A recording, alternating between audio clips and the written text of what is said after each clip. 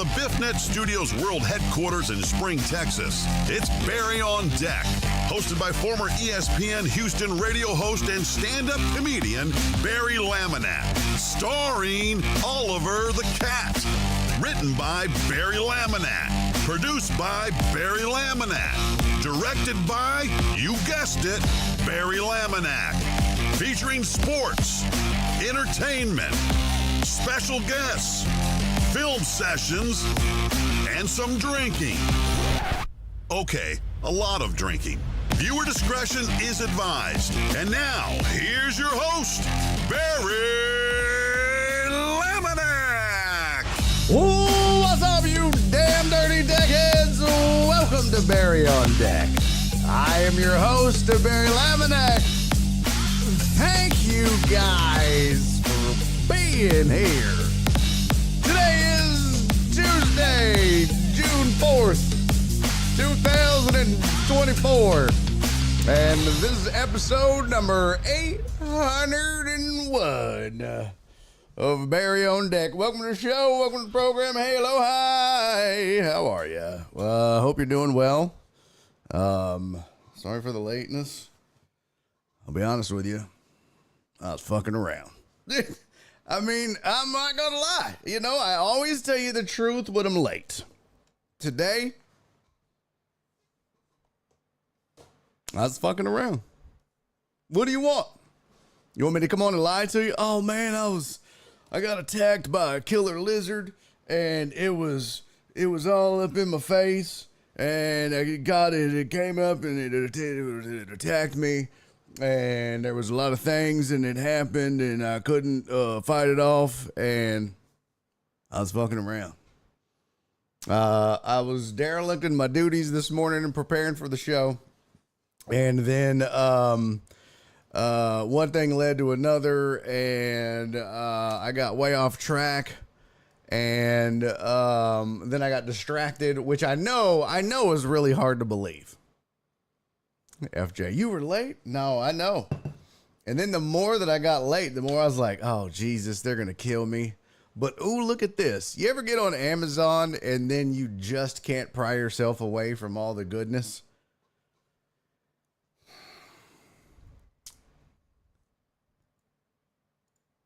Cece said, no, Barry, forgive me. I was too early. Oh, well, there you go, Cece. That was sad. I like the way you think. I definitely like the way you think, Cece. That's what we're going to say. Yeah, you guys are just too early. Donna said, I heard several killer lizards escape from the zoo. Be careful out there. Okay, here's the deal. There's a lot of shit that I need to buy to get the old yard in shape. And I have been threatening to buy a conversion kit. A conversion kit for my weed eater that puts a saw blade on it. And I was just looking, and the more I looked, the later it got.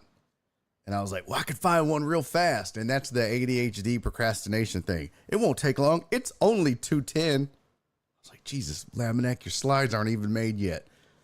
It's okay. I can make a slide in 2 seconds. No, you can't, dumbass. Chris from Sam Houston said, get Greenworks. What is Greenworks? I don't even know what that is. What up, McLovin? He said, Barry, I went back and watched the Road Story because I couldn't watch live, and all I got to say is calm your Texarkana bipolar ass down, Playboy.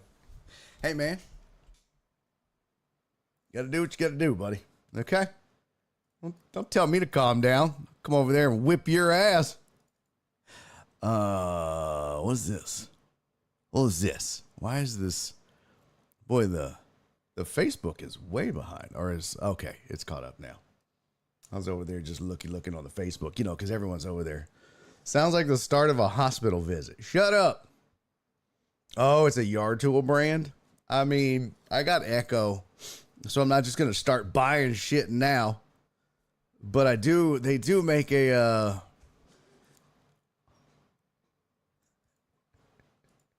McLovin said, you're good. I don't want your smoke. Dude, I'm too old to fight. I'm 50. You'd whoop my ass, McLovin. Trust me. They do make a conversion kit. I know you guys have seen this, right? Hold on, let's see. Echo trimmer with blade. No, you guys have seen this. You have to have seen this. It's just like a weed beater with the blade on it. I know you've seen it. You have to have seen it. It's the coolest thing ever. And I really want this because I think this will help me. There it is. I think that'll help me like weed eat the ditches faster. It's got to. It's got to. Even edge faster. I really believe that'll help me edge faster too. It just zooms. Zoop. Like, really? No string, no having to tick, tick, tick, tap it in and out of shit. Just zoop. Done. So yeah, you gotta buy a little conversion kit. And it's really nothing more than a couple of like washers or bolts or whatever, but they stack a whole bunch of shit in there that you really don't need. And yeah, so and they put like, I don't know, other shit on it. I just want the saw blade. That's all I give a shit about. But that's what I was looking for. Couldn't find it. But yeah, your boy's gonna eventually, your boy's gonna end up getting that. I was trying to. So the goal was, I was really trying to get that. Hold on, I'm trying to move my camera over here a little bit. I was trying to get that before tomorrow because tomorrow I'm gonna be out there doing some yard work. Didn't happen. Let's see. Sounds like the start of a hospital. That's what kind of pole saw Greenworks I have, and it works great. I have the Ryobi with different attachments. Nice. FJ, I have the Greenworks one that does the same thing, and it's compatible with Ryobi. Oh, neat. So Greenworks, huh? Greenworks. We'll be the judge of this, how good this looks. Looks like trash. Is it all battery powered? Bro, I can't have battery powered on the old palatial estate. I can't. They have a vacuum? Who's vacuuming their lawn? Yeah, I don't know that I could. I would love a robotic mower. They have that. I certainly would love a robotic mower. I just don't know if. Oh, I'd be down for that. That's $1,000. I don't know if that'd work on my yard. Does that mow St. Augustine? I don't think it would. Yeah, I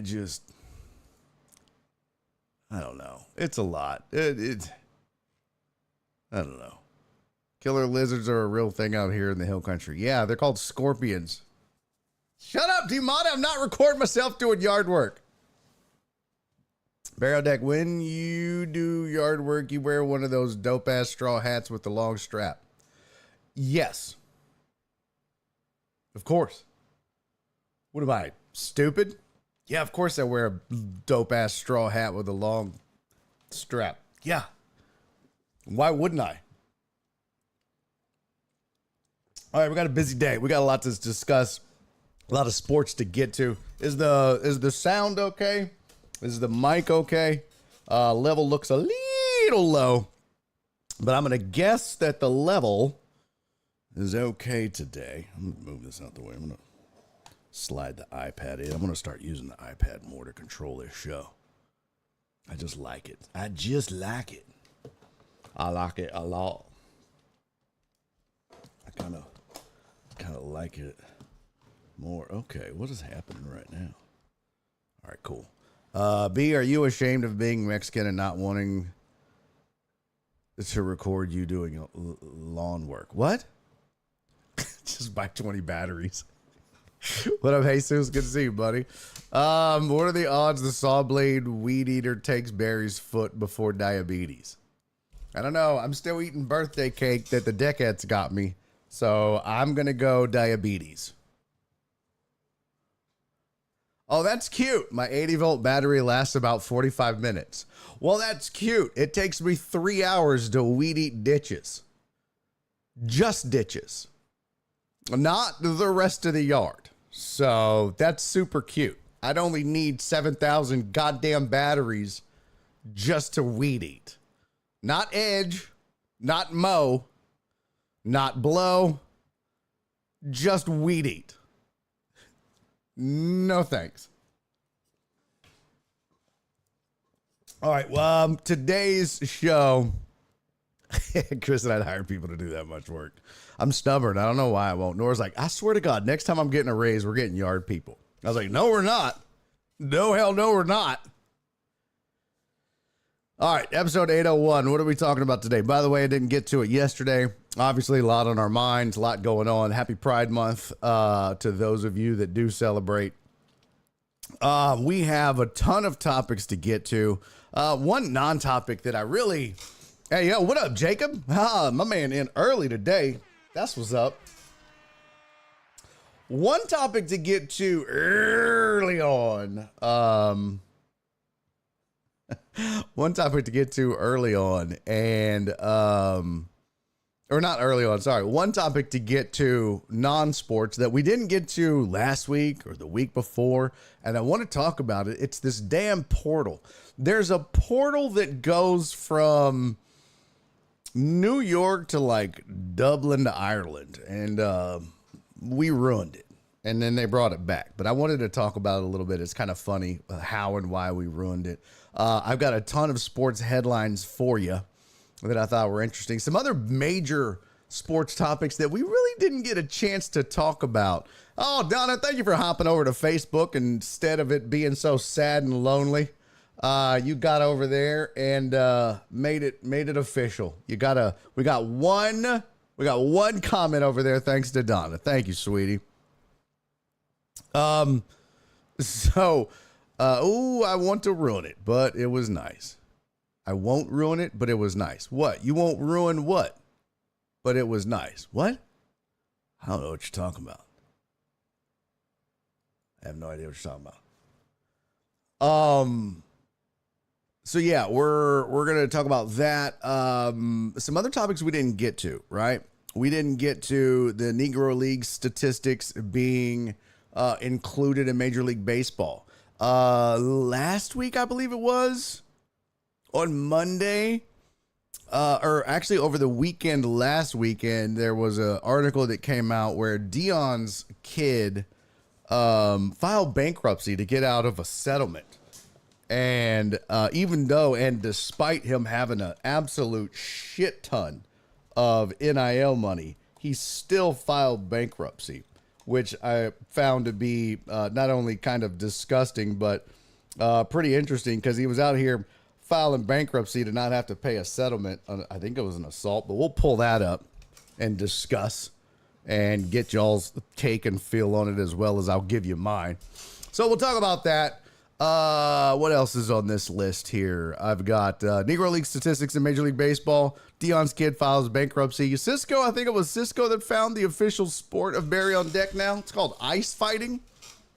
It's basically the best part of hockey. It's like if you took NASCAR and all it was Rex, which is just essentially Crash Up Derby. Which, by the way, do you remember Crash Up Derby? Do they even do that anymore? Or I guess they call it Demolition Derby. That was so popular when I was a kid. It would always be like, you want to go over to Crash 'em Up Derby? Demolition Derby. That was like a thing. You always heard about that. There were things from my childhood I always remember seeing a lot or hearing about a lot. Quicksand, Demolition Derby. What else? I don't know. For some reason, I just remember like using like having a, and maybe it's because I watched a lot of Indiana Jones, but like I thought for sure if I was handy with a whip, I'd be able to like, boy, I could swing from stuff. Hee haw. Okay, I don't know if I watched a ton of hee haw. Turn on Mav TV for Demolition Derby. Mav TV? Oh, I'm good. Smashing the cars in a beat up station wagon. Yep. Mav has all the redneck auto sports. Ah, okay. Jacob said, will you go over Monica McNutt calling out Stephen A? Oh, yeah, we do need to talk about that. That's probably the main topic of the day, is going to be this whole internet and really media and everybody losing their mind over Caitlin Clark being bullied in the WNBA. I'm just kind of sick of it, actually. It's bullshit. It's not a real thing. It just doesn't exist, and we'll talk about it because it's horseshit. So we'll get to it, and we'll talk about that as well. So yeah, we've got a ton of stuff to get to. So let's get to it. Also, I didn't download this. Hold on. Yeah, I forgot to grab this. And that's my bad. Let me get over here. I made this. I updated the little overlay for Alan. Oh, fuck. Did I delete it? Oh, no, there it is. That is page 2. Excuse me. Excuse me.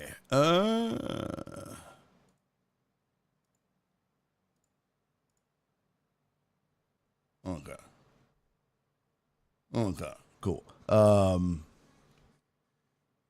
Yeah, so we'll have, by the way, we're still trying to and accepting donations for the fundraiser for Kathy Denson. As you guys know, some of you may know, some of you may not. If you didn't tune in yesterday or you weren't aware, a OG deckhead, friend of the show, friend of yours, friend of mine, friend of everybody's, really a total sweetheart. Alan Denson passed away over the weekend, a true OG deckhead. One of us, one of the originals. If you knew him, if you got to know him, if you had a chance to meet him, you had a chance to meet a genuinely kind, wonderful, sweet human being. And he passed away over the weekend. Very sad, very tragic, and a big loss to our community in particular. His wife, Kathy, his son, Braxton, obviously devastated by that as well. And so, as we do on this show, we are, and in this community, we are rallying as best we can to try to, raise some funds for Kathy in this difficult time to help her out as best we can. So, if you can donate, hold on, I'm going to have it for you. If you can donate, please do. Let's see this. Why does that look like that?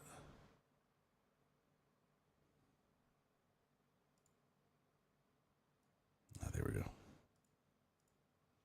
Okay. Yeah.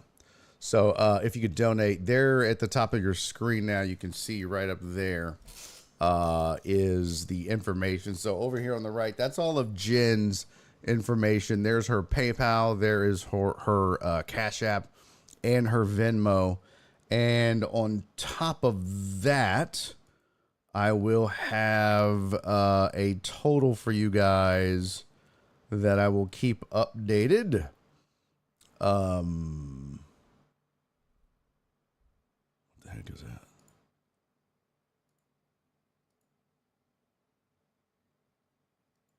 I don't know where that came from. All right, yeah, so I'll have a total that I'll keep updated, but currently right now we still sit at 605.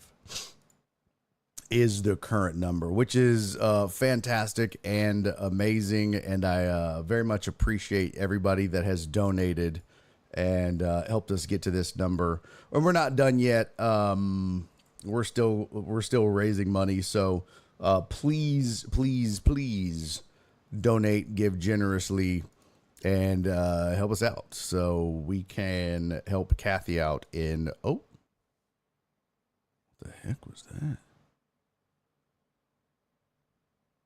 What am I doing? Oh.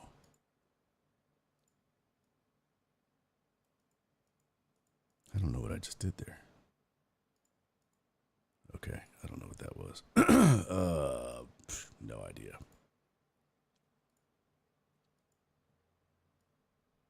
There we go. Yeah. So yeah, help me out. Help us out as we try to help Kathy out in this difficult time.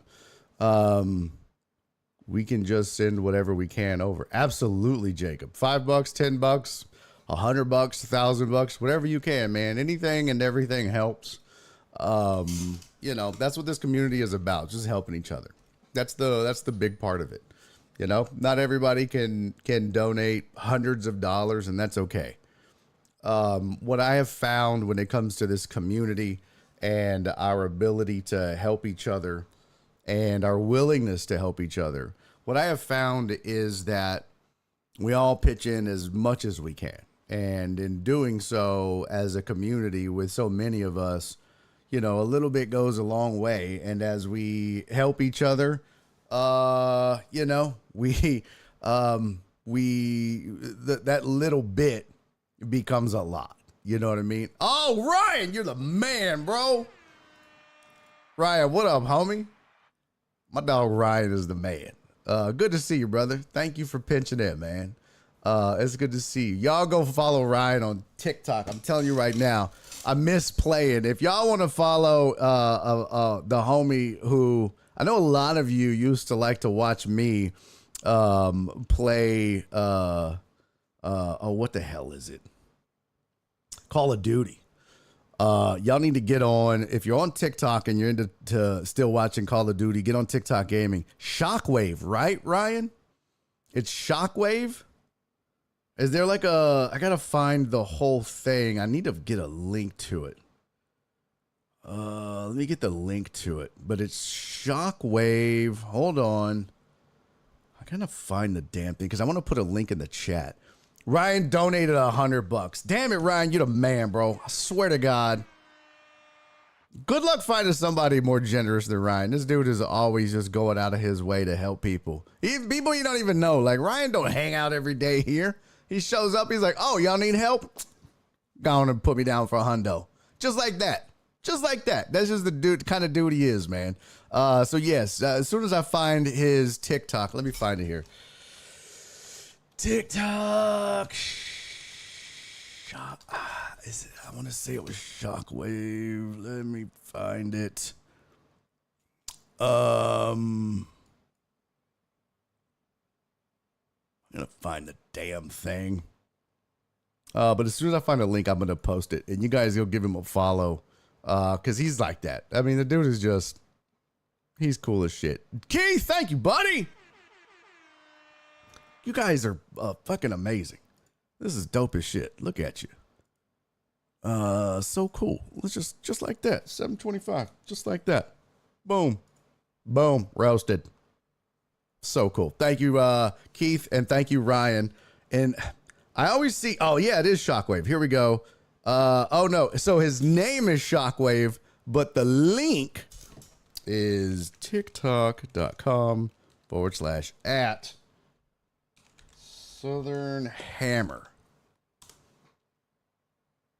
There we go. Do me a favor, y'all. I mean, a man shows up out of nowhere and gives $100 into our community, barely hangs out here as it is. I mean, maybe it pops in 2-3 times in a year at most. I mean, at least go give my boy a follow. Could you, would you, should you? Yes, you should. Just do me that solid. Go give that man. Remember the other day I was telling y'all on the stream when I was telling you guys about my buddy who went out and just promoted a bunch of my videos on TikTok? That's Ryan. That's the guy I was telling y'all about that just so generously decided, hey, fuck it, I'm going to promote a bunch of your videos. That's just the kind of dude Ryan is. So if you get a chance, click that link. Go click follow on his TikTok. I appreciate it. He appreciates it. That's free. And it's a good way to support a good dude. But yes, Keith, I agree. Let's get this to 800 before the show ends. Fuck yeah. Right there. Right there. There's the info. We need $75 more. Rest in peace to Alan Denson. Eric said, all right, dickheads, we'll catch the replay. Time for the burial stuff. I'm so sorry, Eric. Yeah, Eric's wife lost her grandmother, which is also tough. So, jeez, that sucks, Eric. Good luck to you, buddy. All my best to her, to you, and the fam. That's a tough thing to deal with, man. The matriarch, losing the matriarch is that's a tough thing for the family, for sure. So, but yeah, all my best, dude. Tell the wife, hang in there. I know how tough that is. All right, homie. Okay, donate, please. Let's get to 800. And I agree with Keith. Keith, thank you for the donation. Ryan, thank you for the donation. And for everybody else that donates, I appreciate you guys, man. I appreciate everybody getting us to 725. It's fucking amazing. It's what we do. This is the greatest community on the interwebs, hands down, no doubt. So we got a lot of stuff to get to. We got a lot of cool shit to discuss. And it starts with... oh God, Lord Jesus, did I not download the slides? I know I did. Yeah, oh, for fuck's sake, Barry. You see what happens when you come ill-prepared to a show? See what happens when you think you're just gonna mosey on in and show up just out here lollygagging? Anybody else's parents use that phrase, lollygagging? It sounds weird. I feel like that's definitely a southern phrase. I don't think lollygagging was very much of a northern a phrase. I don't think you'd get a lot of lollygagging in Massachusetts. I think you got a lot of lollygagging in the South. You know what I mean? Ryan's from Tennessee. He was definitely doing a lot of lollygagging. 100%. I was, born and raised in Houston, Texas. Tons of lollygagging going on where I'm from. Donna did a lot of lollygagging. That checks out. 100%. Oh, Jen said we said it in Ohio. Okay, I stand corrected. Well, but Ohio would be considered Midwest. Not like really east, northern, eastern. Well, I guess it's northern. Okay. Shut up, Jen. All right. I fixed it. So now I see. Oh, I do have a cool baseball story as well. But now, how do I say that? Now we can get to our sports headlines. So let's do that.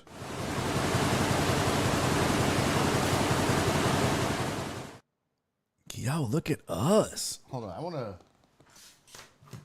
Okay. I'm going to do something I rarely ever do.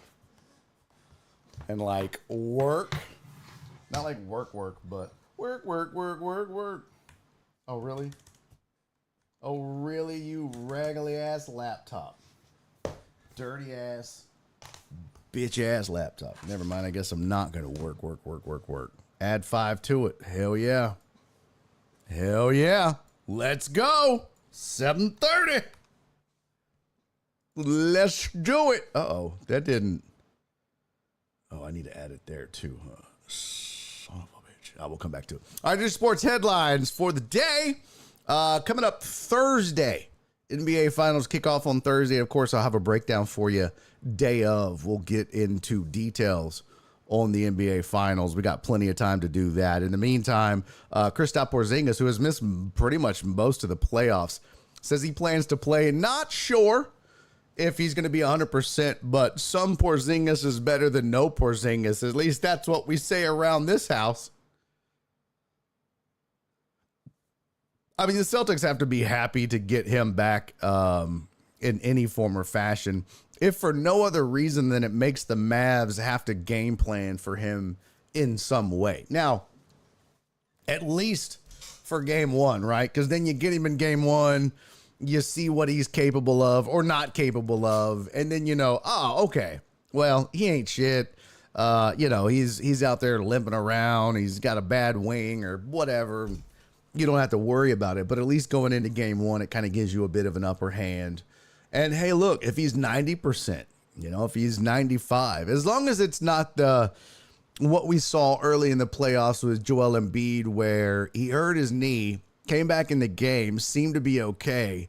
But then next game, as some time subsided and, the soreness kicked in, he was hobbled and running up and down the court, limping and shit. Then that just makes things worse, and you don't have to take it as serious. So as long as it's not that kind of situation with Porzingis, then I think the Celtics are in good shape in that regard. So they got to feel good about getting him back. He's been balling, which he's finally, in my estimation and in my eyes, he's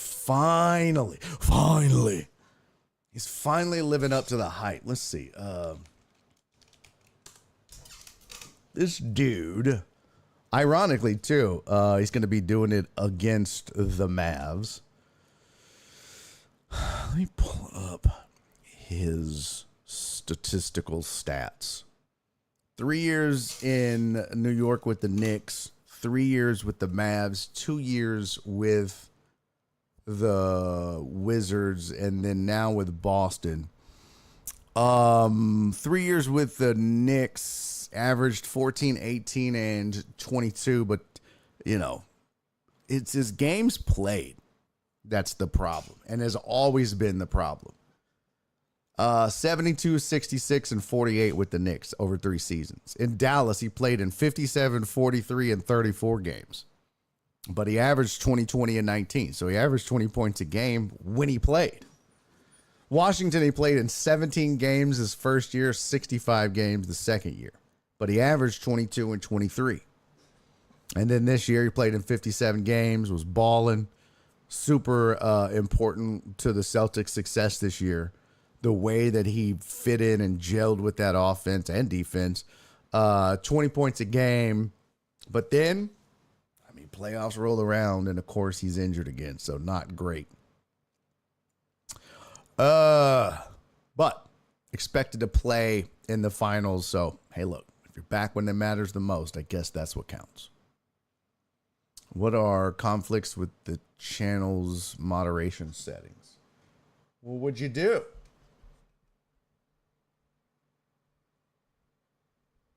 What did you do? What'd you try to put, Flip? What'd you try to put? Huh? What did you try to put, Flip?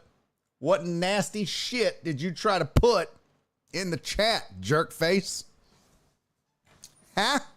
What nasty shit? Okay. Yeah, so Porzingis plans to play.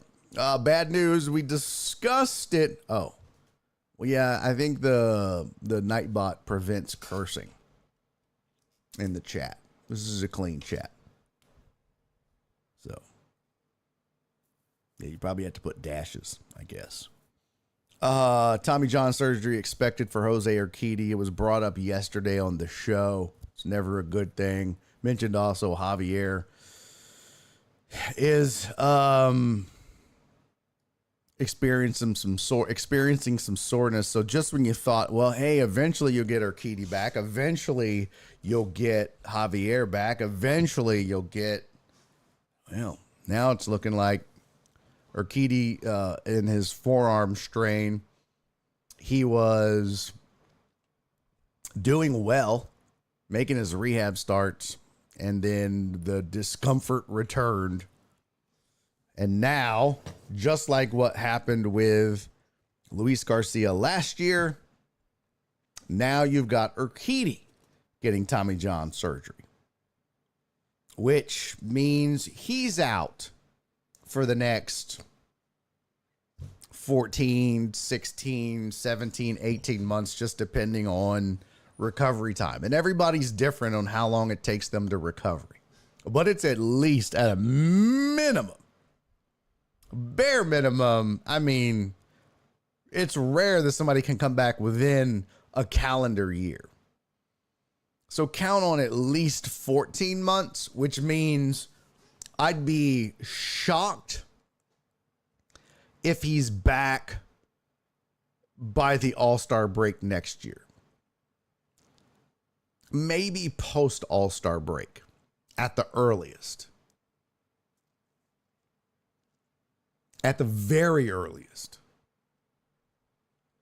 which then means, he's got to round into shape. He's got to get whatever. So is he a real serious player in the Astros plans next season? Postseason, maybe. But I certainly wouldn't count on Jose Urquidy in the Astros rotation for the majority of next season. 2025 is going to be spent without Jose Urquidy. Now, hopefully it is Luis Garcia and McCullers or guys like that, but it is not going to be Jose Urquidy. So there's that.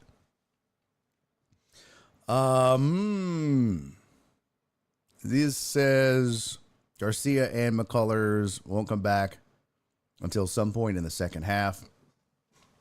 Javier experienced discomfort that forced him to halt his throwing progression as well. Yeah, so there you go. Bad news indeed for the Houston Astros. I have more headlines for you. I just got to get them set up here. I'm working on it. Hold on a damn minute. There's some more headlines for you. Ippei Mizuhara, the former interpreter for Shohei Ohtani, has pled guilty. He didn't try to fight it. He didn't try to beat around the bush. He just went ahead and pled guilty to bank and tax fraud charges during a change of plea hearing in federal court on Tuesday. 2 counts that carry a maximum prison sentence of 33 years. Shit. Damn. That's a lot. Still behind a lectern alongside his lawyer, Michael Friedman. And just replied, yes, sir, and no, sir, while the judge asked him questions about his knowledge of the plea agreement and the rights he was forfeiting by admitting guilt. Boy, could you imagine getting 33 years?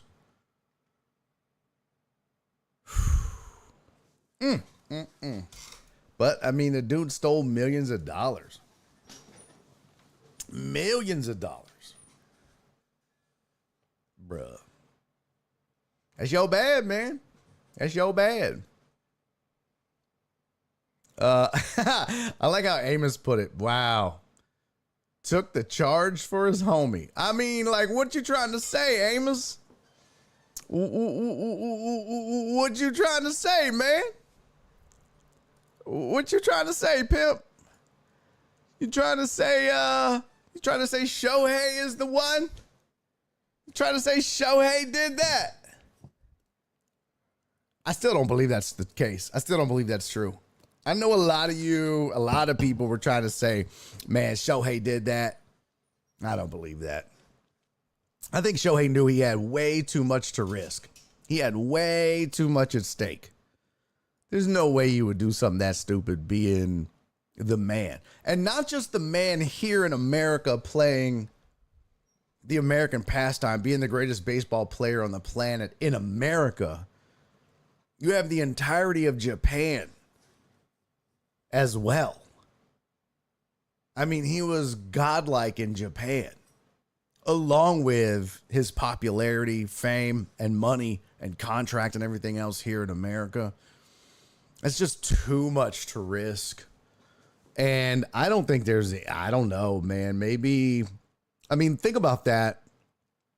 And maybe Mizuhara is too stupid to understand if he was. I mean, let's assume that somebody was like, hey, listen, Shohei loves to gamble. So he's going to run money to an illegal book just to keep it out of the Fed's eyes. Now, what we're going to do is you're going to be the one that places the bets, right? And if we get busted, you're going to take the fall. We're going to cover everything. Going to make sure your family's taken care of. When you go up the river, we're going to put money on your books. And listen, don't worry. It's white collar crime. If you go to jail, it's federal time. That's what B. Shua said. A Wake Reaper was like, yeah, it's Fed time, which means you serve it all. But it's like, they got pools and it's like a resort. It's no big deal. It's white collar crime. I promise you, it's like a vacation. And what he probably didn't realize is that 33 years out of his life, and he's almost 40, which means he'd be 72 when he got out. Which changes the game significantly. If someone didn't tell you that, you might sign up thinking, oh, I'll get 4 years, 5 years. I'll be out. They give me all this money. That'd be great. So that's why I think, no, there's no way. Plus, there's something about Shohei Ohtani that doesn't strike me as that kind of guy. Donna said, how could have not known with millions of dollars being taken from his account? Well, Donna, they said one of the things that happened was once he got access to Shohei Ohtani's account, he went in and turned off all of like the alerts and notifications and everything else. And in doing so, once he turned those off, when he would make withdrawals and kind of like in moving money around, he wouldn't see it.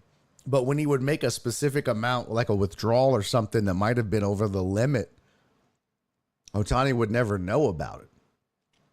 And it's like I explained before, when you get to the level of a guy like Ohtani, and I know a few people that have something like this, but there are some people that are so wealthy and so famous, so just big, that they don't pay their own bills. They don't manage their own money. They don't do any of that. They have people that do that for them.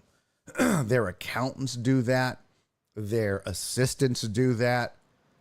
I mean, they really don't do it. They don't walk. I mean, they may have money. They may have a check card or something like that, but it's really not a thing. And I would imagine that Ohtani would be a guy like that. Yeah, I mean, you and I check our account daily, Donna.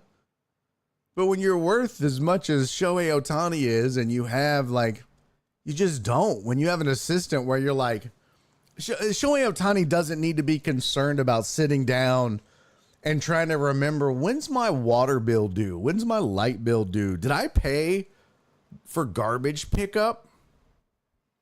Did I pay for, oh man, did I remember to pay the trash bill? Did I remember to pay did I pay the lawn guy? Like, that's not what you want Shohei Ohtani worrying about, right? So that's why you have assistants and you have accountants and bookkeepers, and everybody else handles that stuff. They manage your money. They move your money. They keep you, like, if you need cash, they just give you cash. If you're going somewhere, they just make sure you have it on you. If you always want $1,000 in your pocket, every morning somebody would show up and they'd be like, how much do you have on you? You'd be like, I have $800. All right, here's 2 more hundred for the day. And you go about your day. If you spent $400, the next morning you wake up, they're like, how much you got? I got $600. Okay, here's 4 more hundred. There's your 1,000 for the day. Okay. I mean, that's literally how some of these people live. And it could vary. So, yeah, it wouldn't surprise me. It can happen. It absolutely can happen. You and I check our accounts, but a lot of these folks at that level don't, because they have people to do that. It's like the old saying, I forget, was it Biggie? I forget the rapper, but I got accountants checking accountants so I don't go broke.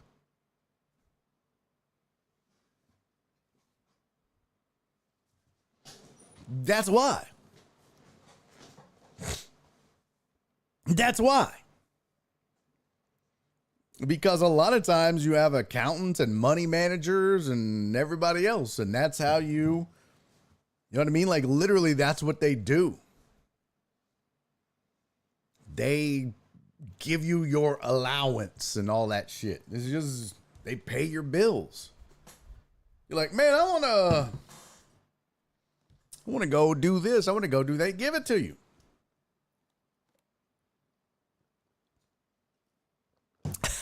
Jacob said, I can vouch. I rarely check my account just because I don't want to depress myself, though. Yeah, I feel that. Donna said, the checker checking the checker. Gotta have it. When you got that much, gotta have it. Amos said, Rick Ross is worth over $800 million and cuts his own grass and pays his own bills. I don't know how he does it. I mean, some people probably either A, have significant trust issues, which I imagine that's probably Rick Ross when it comes to paying his own bills. He probably just has trust issues. Like, I don't trust these hoes with my money. I ain't doing that shit. And then some people just enjoy doing yard work. And maybe that's his escape, right? Like, maybe that's his release. Like, maybe he's just like, yo, I just like getting out there on the yard, getting on the back of the John Deere tractor, driving around mowing, man. I just get no headphones, no nothing, right? Nobody talking to me. Nobody asking me for shit. Nobody telling me where I need to be or what I have to do. It's just me and the lawnmower and the grass. Nobody talking to me. Nobody needing anything from me, wanting anything from me. That's his quiet time. Maybe that's his hobby or his relaxation. You never know. FJ said, if my accountant has an accountant, why the hell am I paying you for? I'm just telling you the lyrics, bro. But that's the thing. You got people checking on people. It's layers, man. What up, Heartthrob? Good to see you, man. Piana said, yeah, y'all pay your trash bill, especially if it's best trash. LOL. Ours is worked into our, like when we pay our HOA dues, that includes our trash bill. It's kind of stupid, actually. Him said, have you seen the size of his yard? Oh, no, but I imagine it's probably huge. So, but you just, you never know. I bet he don't do all the really hard shit. I bet he just gets out there and gets on the riding lawnmower and mows. I'm sure he ain't push mowing 9 acres, bro. He's probably on a big ass mower, the best mower money can buy. His shit, it probably has like nitrous oxide. He's got NOS and shit. He's hitting turbo boosters like his Need for Speed Lawn Edition and shit. Vin Diesel's on one side and shit. And he's out there. Rick Ross, Tokyo Drift, up in that bitch. Come on, man. Like, that motherfucker ain't mowing like you and me are mowing. Amos, like, trust me, bro. That motherfucker ain't mowing 9 acres on a John Deere X300 like me with a broken steering wheel with duct tape holding that bitch together and a yellow seat that's torn with the fucking foam coming out and the seats are cutting his legs because it's too cheap to buy a new one. Trust me, bro. I don't know what the most expensive riding lawnmower is on the planet. What is the most expensive riding lawnmower? There's a $5,000 zero-turn mower. He probably has that. Here's a, oh, goddamn. No, I stand corrected. Holy shit. Oh, my, oh, my God. There's a $92,000 goddamn riding lawnmower. Oh, he's got that. He's got that, bro. He's got, that's, who the fuck is buying a 92 Rick Ross? Rick Ross. Here's a $12,000 bad boy 72-inch Kawasaki FX1000 EFI 38 horsepower commercial riding lawnmower. Again, that's what Rick Ross is mowing his yard with, not my little raggedy ass John Deere X300.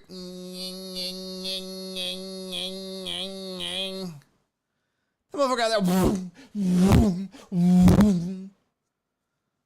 I bet that motherfucker mows 9 acres in 7 minutes.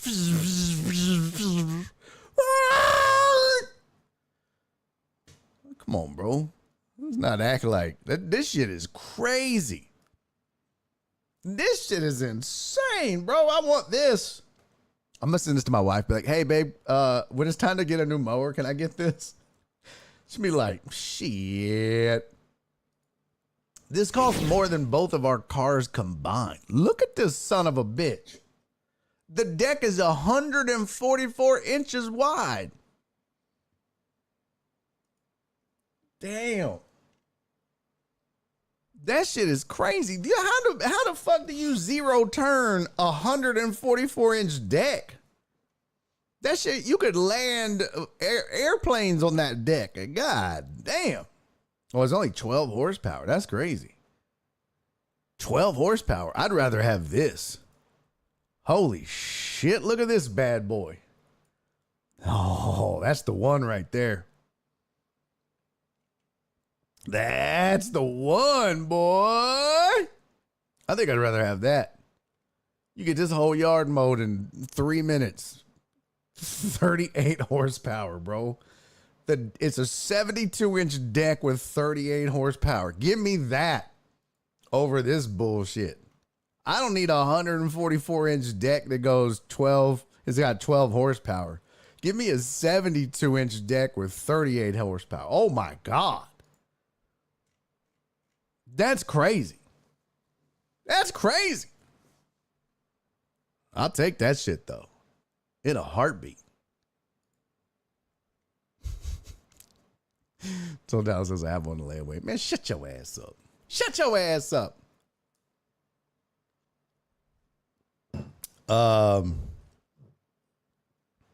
Yearly maintenance for his property was like $900K. Lord Jesus. That's crazy. Greenworks has a riding lawnmower. Chris, if you don't leave me the hell alone with this Greenworks bullshit, I'm gonna tell you right now, this riding lawnmower. Let's see what is it. Let me go look. They got a motorcycle too. No damn motorcycle. They got a 42-inch deck. Look at this shit. $3,500. 60-volt, 42-inch cordless. Oh, Lord. Oh, Lord. Look at this shit. This looks like, this looks like, what was that fucking, what was that buggy? Speed Buggy? Y'all remember Speed Buggy? Wasn't that a cartoon, Speed Buggy? Wasn't Speed Buggy a cartoon? Yeah. That shit looks like Speed Buggy. Y'all remember Speed Buggy? Anybody else remember Speed Buggy? That's what that shit looks like, Speed Buggy.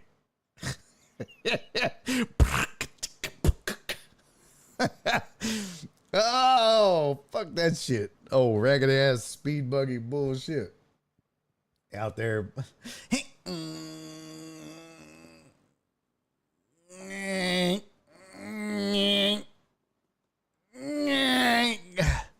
What's wrong, baby? The grass is too tall. I let it. It's 2 inches high. The batteries can't get through the damn grass. Not this sumbitch though. 13K. Shit. 6 miles an hour. 24 horsepower. Cuts up to 1.5 acres. Well, no, that would do the house. Charge time 90 minutes. Ain't damn. I'm not messing with that no damn battery powered Tesla ass lawnmower. All right, so let's get back to it. So that was one of the bad news. The other one, Tucupita Marcano. I guess I got that right. Tucupita? I don't know. Tusupita? I don't know how to say that. We got a lifetime ban for betting on baseball. Not wise, guys. This was while he was a member of the Pirates. He placed 387 baseball bets totaling more than 150K. Became the first active player in a century banned for life because of gambling. Marcano appears to be the first active major league player banned under the sports gambling provision since Jimmy O'Connell in 1924. Pete Rose's baseball active career hits leader famously agreed to a lifetime ban in 89 after investigation. It says Marcano, currently a member of the Padres, was found to have placed 231 Major League Baseball related bets, including 25 that MLB says included wagers on Pirates games while he was on the team. Well, on the roster. However, he did not appear in any of those games because he was on the injured list following a season-ending knee surgery. He was receiving medical treatment at PNC Park during the time. That's just not great, not smart. Marcano bet almost exclusively on the outcomes of games and lost all of his parlay bets involving the Pirates. Yeah, what a dumb shit. Who's betting on the Pirates? No offense to Justin Kelm, who's not here, but who's betting on the Pirates? That's your dumbass fault. You're the dumbass betting on the Pirates. You should be banned from baseball just for doing that. Even if you weren't on the Pirates, they should be like, yo, man, we're not banning you for betting on baseball. I just want to be real clear about that. We are banning you because you bet on the Pirates. Bro, what are you doing? The Pirates? You played on the team. You see how raggedy they are? You're too dumb to be betting. Skeety Big said banning for mostly betting just parlays as well. Yeah, that's stupid. That's the thing. Chris said he had inside track and still lost. Yeah. That's just it. Like, bro, what? You literally are in that locker room. You know how ass that team is. Why would you bet on the Pirates? MLB Rule 21 posted in every clubhouse states betting on any baseball game in which a player, umpire, league official, or team employee has no duty to perform results in a 1 year suspension. Betting on a game in which the person has a duty to perform results in a lifetime ban. Not good. One other big league player, Michael Kelly, was declared ineligible for 1 year on Tuesday for betting on baseball while he was in the minors. Additionally, minor leaguers Jay Groom of San Diego, Jose Rodriguez of Philly, and Andrew Salfrank of Arizona were banned for 1 year for betting on major league games. Just dumb, man. Dumb. Everybody knows this. Like, everybody knows this. What you doing, baby? What is you doing, boo-boo? But yet, these dumbasses still do it. I'll be damned if I understand. I don't know. I'll be damned if I understand the reasoning behind it. You can have me. Hold on, what is this?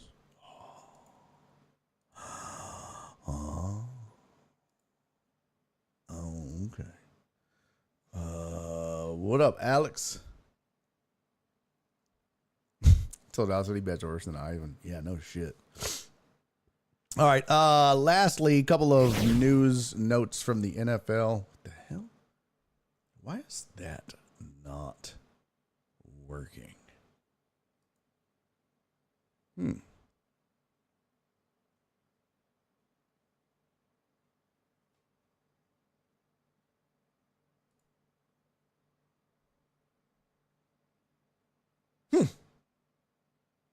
Weird. I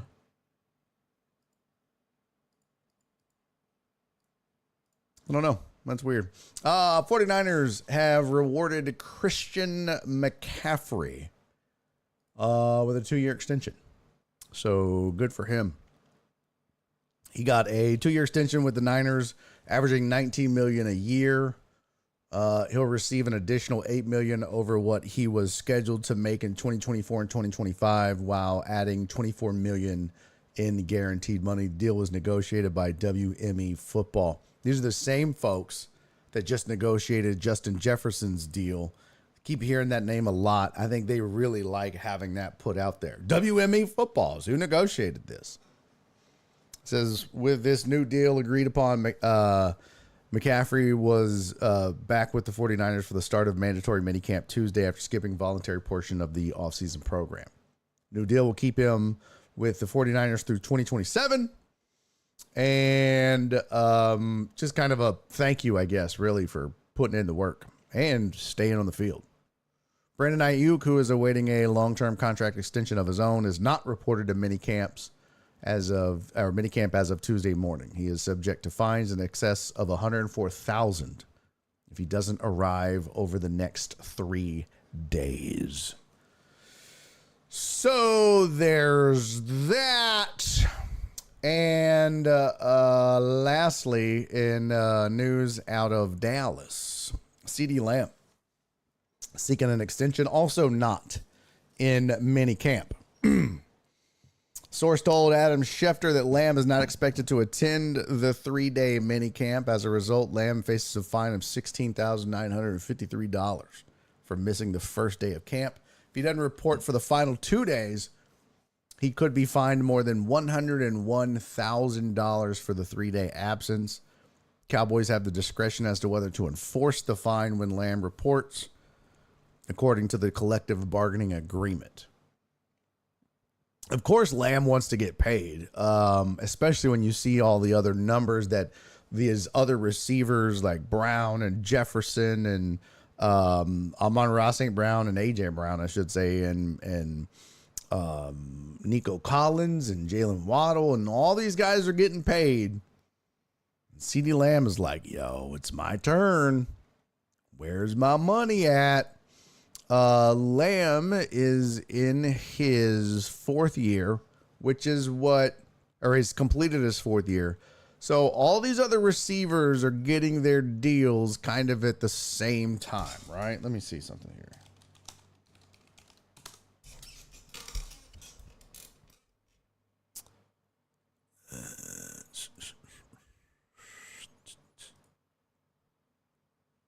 So Nico got his a year early. Nico got his after 3 years and 1 good year. Yeah. Let's see. Let me go to Spot Track.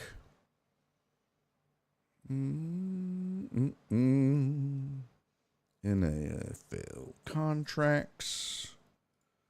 Let's pull up position.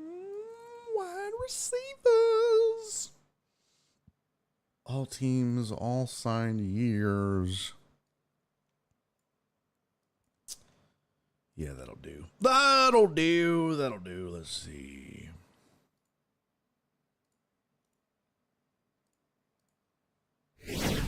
So this is what it looks like right now. Devontae Adams still has, what is this sorted by here? Let me see. This appears to be sorted by, wait a minute. Okay, this is sorted by value. Him and Justin Jefferson both at 140 million total value. If you sort it by average, Jefferson averages 35, AJ Brown averages 32, Amon-Ra St. Brown averages 30, Tyreek Hill averages 30. Right? Well, this sucks. I want to get, oh gosh, go away. There we go. I want to sort it here. There it is. Okay.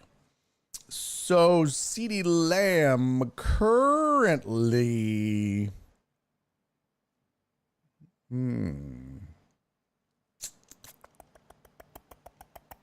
Wow. Where is he at? Probably way down here. Yep. Okay.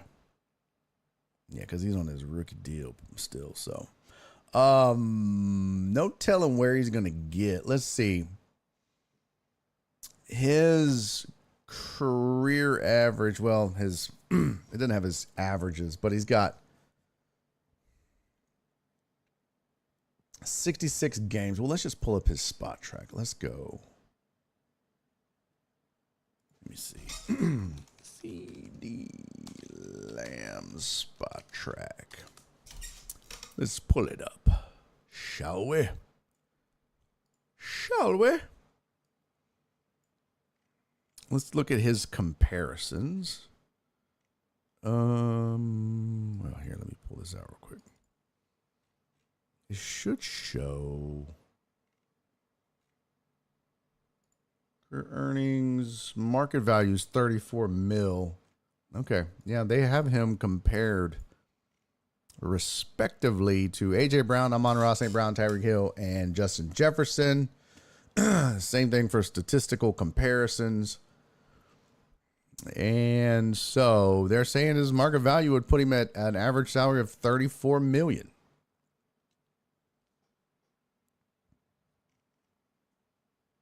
So if you're the Cowboys, gonna have to pay up. It's time to pay the piper, as the kids say. It's just time. And here is the averages, right? So you look at receptions per game. The only one with more is Justin Jefferson. Receiving yards per game. The only one with more, Justin Jefferson. Receiving touchdowns per game. The only one with more, Tyreek Hill. Yards after the catch. Nobody has, well, I take that back. Amon-Ra St. Brown. Rating, well, now he lacks there. He's only beating Tyreek Hill in rating. So it's interesting, but he's up there with all of those guys. So currently he sits obviously on his rookie deal, but Spot Track is saying, yeah, the dude is worth in the neighborhood of 34 mil a year, which would put him second in the league behind Justin Jefferson. Get ready. It's coming, Cowboy fan. What is this? Dumb question. Who gets the fine money? Jared said. Oh, in baseball? Oh, in football. Oh, that's it. Yeah, it's donated, I think, to the NFLPA. I think CC's right. What does that say? Oh, both him and Parsons are holding out? Yeah. Parsons is going to Houston. Like CC's like, oh, now you're a fan. Yeah. Skiggity Biz like, how dare you, Tony? Yeah. Their interactions have been pretty hilarious. But get ready, Cowboy fans. Time to pay the piper on CeeDee Lamb. He's due. And then Tyreek Hill's going to be due. He wants more money. It's just the evolving door at wide receiver. So, look at that. Little Nico Collins just shoved right in there at number 9. It's crazy, man. Crazy. Diggs is at 15. He's going to get a new deal. Crazy, crazy, crazy. So, boy, it's starting to really feel like more and more and more that Nick Caserio did the right thing with the Texans by locking up Nico early in this process. Could you imagine if all these contracts come in and then you still don't have Nico Collins locked up, how much more that increases the value of the wide receiver market? Whew, good job, Nick Caserio. Good job, buddy. Oh, Skiggity Big said, I think Parsons showed up today, actually.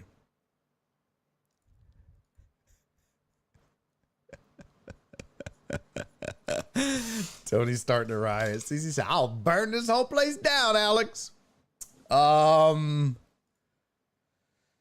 That's funny. Man, I got to tell you, there's two things going on in my life right now that are just bothering the absolute shit out of me. First things first.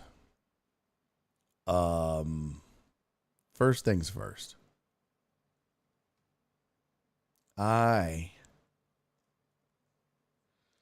have what do they call them?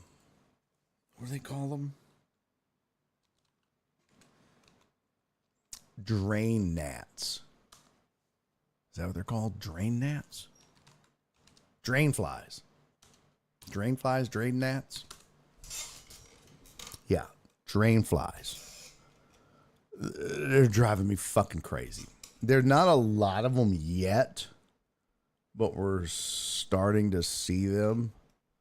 And my mom had them, and she was like, oh, you better do something about them now because they're going to get worse. And apparently, yeah, if you've had them, then you know how much of a pain in the ass apparently they can be. But yeah, they're apparently bad. Donna, thank you for continuing to check in on Facebook. I really appreciate that.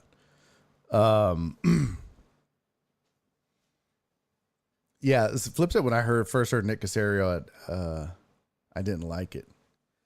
Yeah. What are you talking about with the Nico Collins thing? Yeah. When I first heard it, I was like, yeah, well, I said as much on this show we talked about. I was like, ooh, this might've been too soon. He's only got 1 year, blah, blah, blah, blah, blah. But now it's like, okay, well, that might've been a good deal. That might've been a really good deal. Especially when you consider last year, statistically, he was top 5. But he's getting paid 9th? That's good value. So B. Hannon, Awake Reaper, Alex has them, Jared. But Jared said I pour bleach down my outdoor drains and all my sinks like once a month. So bleach I have a septic tank. We don't have city sewer or city water here in my neighborhood. We're on septic. And so I don't want to pour bleach as much as I have to limit it. But I found a home remedy if you guys want to try this, which after this show, I'm going to be running up to Walmart to buy more. But I read somewhere on the interwebs, a half cup of baking soda and a cup of vinegar. So dump a half a cup of baking soda into the drain and then pour 1 cup of white vinegar into the drain. And it'll fizz and it'll, bubble up. And then it'll go back down. You might even hear bloop, bloop, bloop, bloop, a little bit. But what it also does, along with killing the drain flies, is it kind of cleans the pipes out too. A little bit, apparently. Then you wait an hour for that to kind of sit and work and do its magic. And then you dump a pot of boiling hot water into the pipe. But you got to be careful. If you have PVC pipes, you have to be kind of careful because it can, if you have old PVC or whatever, you run the risk or potential of cracking or damaging the PVC. So be careful and don't be blaming me. This is not, I read this. Somebody come back to me, you cracked my PVC pipes. You owe me money. Fuck you. No, I don't. Use this info at your own risk. There's my asterisk. There's my warning. Don't come back to me because you ain't got to do what I'm telling you. But yeah, that is what I read. So, and then Jenny's mom had them, and what she said to do was, she's like, they get in your drains, right? And then if your sinks aren't cleaned out, they get in there and they lay eggs. They have a life cycle of like 3 weeks. But what she said, you got to cover all your drains. So if you got drains and sinks and shit that you don't use, cover them. So if you got a shower that you never use, you got to cover that sink. So if you got like a tub/shower and you got the little drop thing, that covers the drain, lower that and close it. If you have a stand-up shower that doesn't have one, just put a wash rag over the drain so that they can't fly in and out. If you have sinks in bathrooms that you're not using, close the drains. Now, it's also, what the heck is this? That's weird. Oh, that's the door. It also, like the overflow in your sink, that little hole or that slot at the top of the sink where if you were overfilling it, there's that slot that'll prevent it from overflowing onto the floor and shit. They can get in there too. So as you're cleaning your sinks, you have to put whatever solutions you're doing, you have to put it in there as well. So that sucks because they can get in there. But what she said is if you want to prevent them, put one thing you can do is take a cup, like a red Solo cup or a styrofoam cup or whatever, and put some Vaseline in the top of it and turn it upside down over the drain at night. And as they fly up, they get stuck in the Vaseline. And then you put that over all the drains. And then eventually you catch them all. They're like Pokemon. Gotta catch them all. But that's what I read. And then I was reading this article. It says, where do these sons of bitches come from? Because they're apparently really hard to get rid of. Jeff said if you don't use, and Jeff is our resident plumber, so if you're going to listen to anybody on this topic, it's not me. Don't listen to me. Listen to Jeff Bell. Jeff Bell is our resident plumber. We're so lucky. We have resident AC guys, resident plumbers. We got resident assholes like Tony the Handsome. We've got everybody. We cover the whole gamut. You know what I mean? We got yard guys, plumbers, AC professionals. We have professional assholes, mechanics. We got everybody. Electricians. Joe Pro's just a professional badass. Yeah, that's exactly right, Amos. Amos said, oh, the volcano thing we did in elementary. Pretty much. Pretty much. Yeah, Tony, that's also what I read. He said for gnats, a cup of apple cider vinegar. That's what I read somewhere. It was like, you can take a cup and poke holes in it and put it next to the sink and the gnats will fly in there. And they'll fly in there or something like that. But let's see.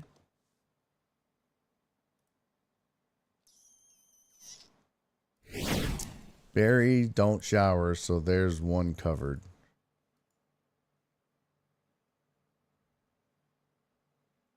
I hope.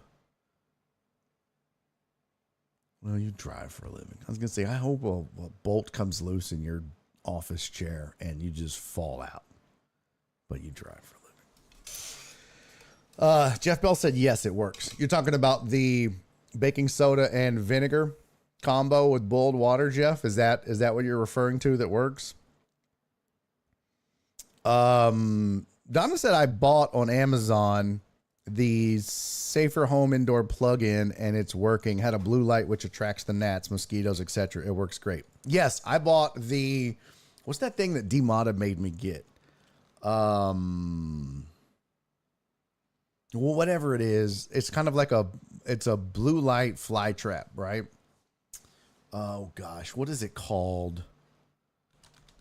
Oh man. Pest blue light. Oh, what is it called?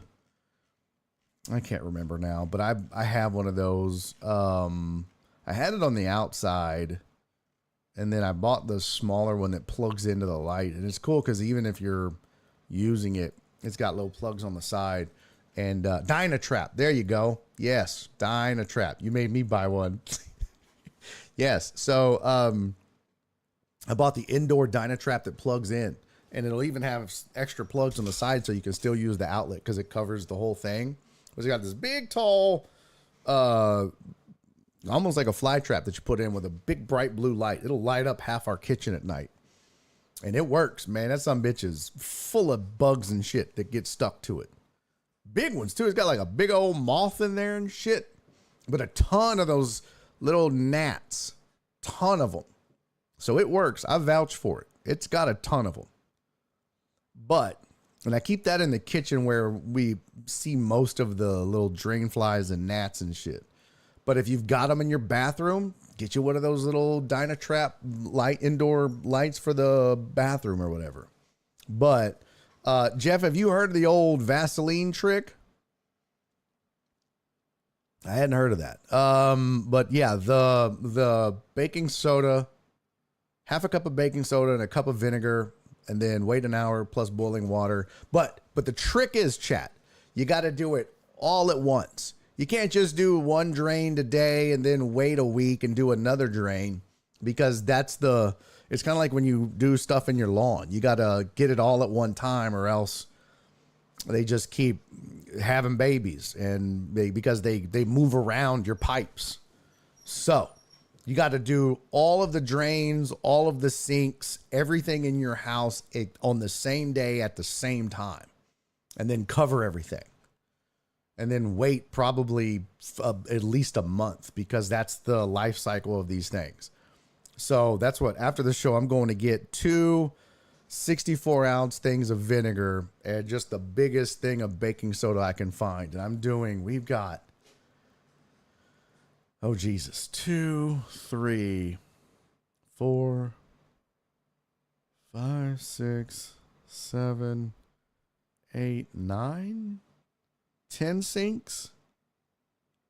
We got 10 sinks, and then we've got 1, 2, 3 showers, and 2 showers and 2 tubs. But I'm doing it all at the same time, and then I'm closing everything that we don't use and then putting cups over the shit we do. The only one where I really can't cover, close, or whatever is in the kitchen. So I guess we'll just take our chances there. But that's the plan, to get rid of them. So, Donna said hers was only 14 and 2 replacement traps. That might be a better alternative. Total Down said we use apple cider vinegar. Well, if it works, it works. I haven't seen a lot of people say that it worked for them. Here is what this website says. Where do drain flies naturally occur? Sewage treatment plants, compost areas, garbage cans to withstanding water, clogged gutters, potted plants with wet soil, and household drains. And the crazy thing is they can move through your drain systems, and they can move through public drain systems. How did I get them? No insecticides are used for them. But it says adults are covered with a layer of fine water-repelling hairs, making them difficult to drown. Eggs and larvae are aquatic. So control of an infested drain requires thorough cleaning and maintenance from at least 3 weeks to break the egg cycle. That's what I was saying. You do it all, then you got to wait a month. And you probably have to do it over time. I've cleaned the pipes, but there's still an infestation. What's wrong? But you guys got to keep doing it. Some people say just boiling water helps, but Flip said 10 sinks and you stay with hair patches. You talking about a stay with hair patches? I don't even know what that means, bro. Have you tried the Spartan mosquito tubes for outside? I have not. I've heard about those. Haven't tried them yet, but I need to. Have you tried them, Jared Taylor? Do they work? Spartan mosquito. Let's see. Spartan mosquito tube. I have not tried them yet. Have you? And have you had any success? Oh, Total Dallas said it's very smooth over there on Facebook. Oh, good. Yeah, I've heard the Facebook streams work good. Amos said, I see your septic tank exploding like the elementary school volcano if you do them all at once. Nah, because it's the pee trap. It's not, and it's only a half a cup of baking soda. It's not like I'm dumping 50 gallons of baking soda and vinegar in there. It's a half a cup. And I'm not doing them all at the same time. I mean, I'm only one man. I'm dumping it in, and then you wait an hour. And then you do the boiling hot water, and it flushes it. And that's what dissipates the solution. So when you dump it in, it's not like it goes far. It just kind of gets into the P-trap and eats all the gunk out. And correct me if I'm wrong, Jeff Bell. I mean, I'm no plumber. But with the P-trap, it only goes so far. You're just trying to get the gunk out of the initial P-trap area. And the first part of it. You can also just buy like a pipe cleaner thing and run it through that bitch if you wanted to. Jared said, I just bought some last week and it takes like 2 weeks for it to work. There's a YouTube video I watched. But I have a friend who's used them since the springtime and hasn't had any mosquitoes in his backyard. Or he normally says really bad. Let me know, dude, because I do have bad mosquitoes. So I would like to try it and see. That would be dope if I could get it to work. Like, dope. All right. Amy said, just pictured you running from sink to sink in the house. Shut up, Amos. All right, I'm going to add those to my cart. Damn, $48. Well, that's the 1 acre pack. 4 tubes. ProTech 8 tubes, 4 boxes, $96. God damn, Jared. I ain't made of money. Excuse me. This is what I use. Honest to God, I use those citronella candles and I build me a fortress. It's kind of like when I have to shit and I build my triangle of protection on the toilet seat in public. And I get the toilet paper and I make my triangle of safety. Same thing when I'm outside smoking a cigar on the patio. I build my triangle of citronella protection against mosquitoes. I got one citronella candle on one side. I got another one on the other side. And then I put incense in front and incense behind. And then I'm just encircled with citronella and incense. And I really don't have too bad of a problem. It's kind of what I use, but I guess I'll try it. I'll just add it to my cart at least. And then that's what I usually do. Like if I'll need to buy that later or whatever, I'll add the shit to my cart and then save it for later and then go back and research it.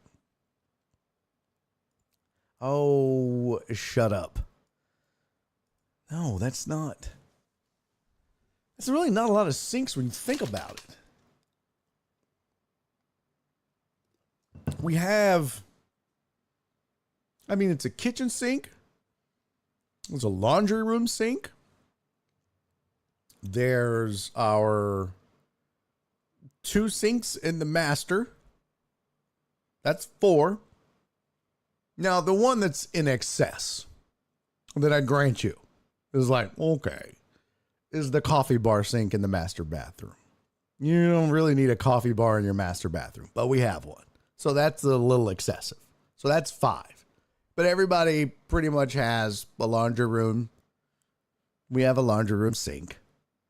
I guess everybody doesn't have a laundry room sink, but we have a laundry room sink. We have a kitchen sink.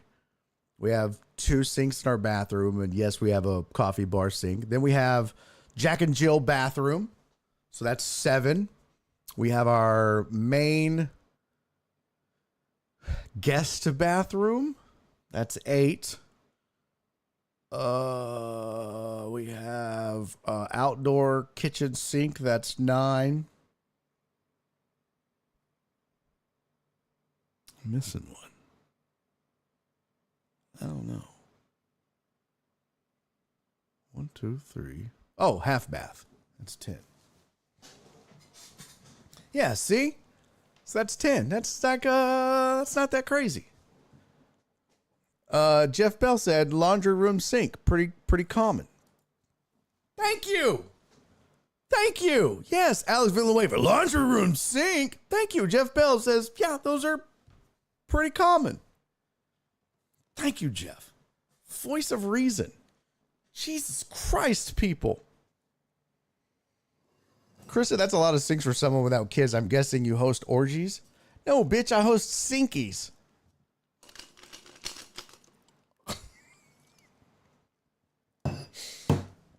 It's not fancy, bro. We just do a lot of hand washing around this bitch. Okay? Jim said I have 2 sinks. Goddamn, 2 sinks? Well, you have a what? You have a one bathroom? You must have 1 bathroom and a kitchen. You must live in an apartment. That means you have a bathroom and a kitchen. I've been there. Yeah. Flip said 2? That's just nasty. Okay, now let's not be judgy. Okay, listen, Flip. We're not going to start judging people judge a man by the content of his character and not by the number of sinks. Not by the number of his sinks.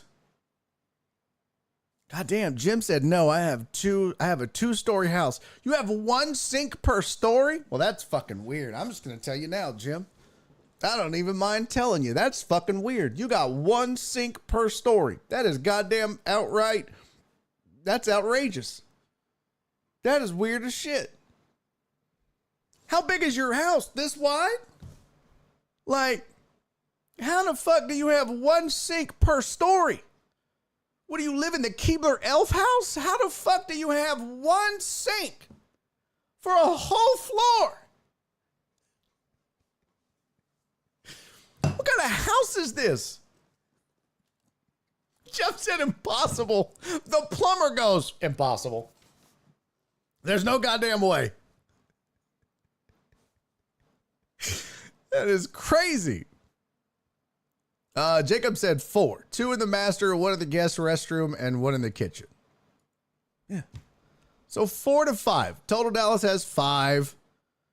Flip goes, my bad, Jim. And then he goes, never mind. I take my bad back. So Jim said 1 in the bathroom upstairs and 1 in the kitchen downstairs. Wait a minute.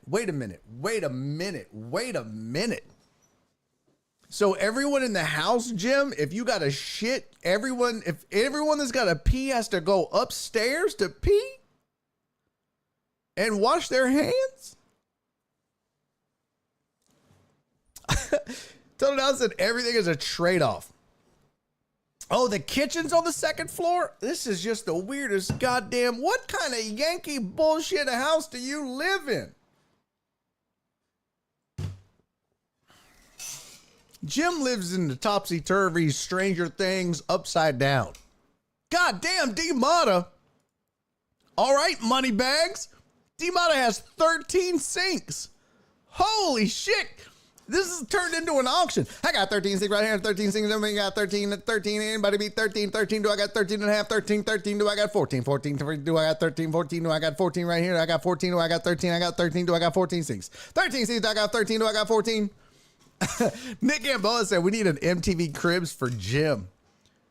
Jim lives in a goddamn elevator shaft. Has to. It's a 2-story elevator shaft.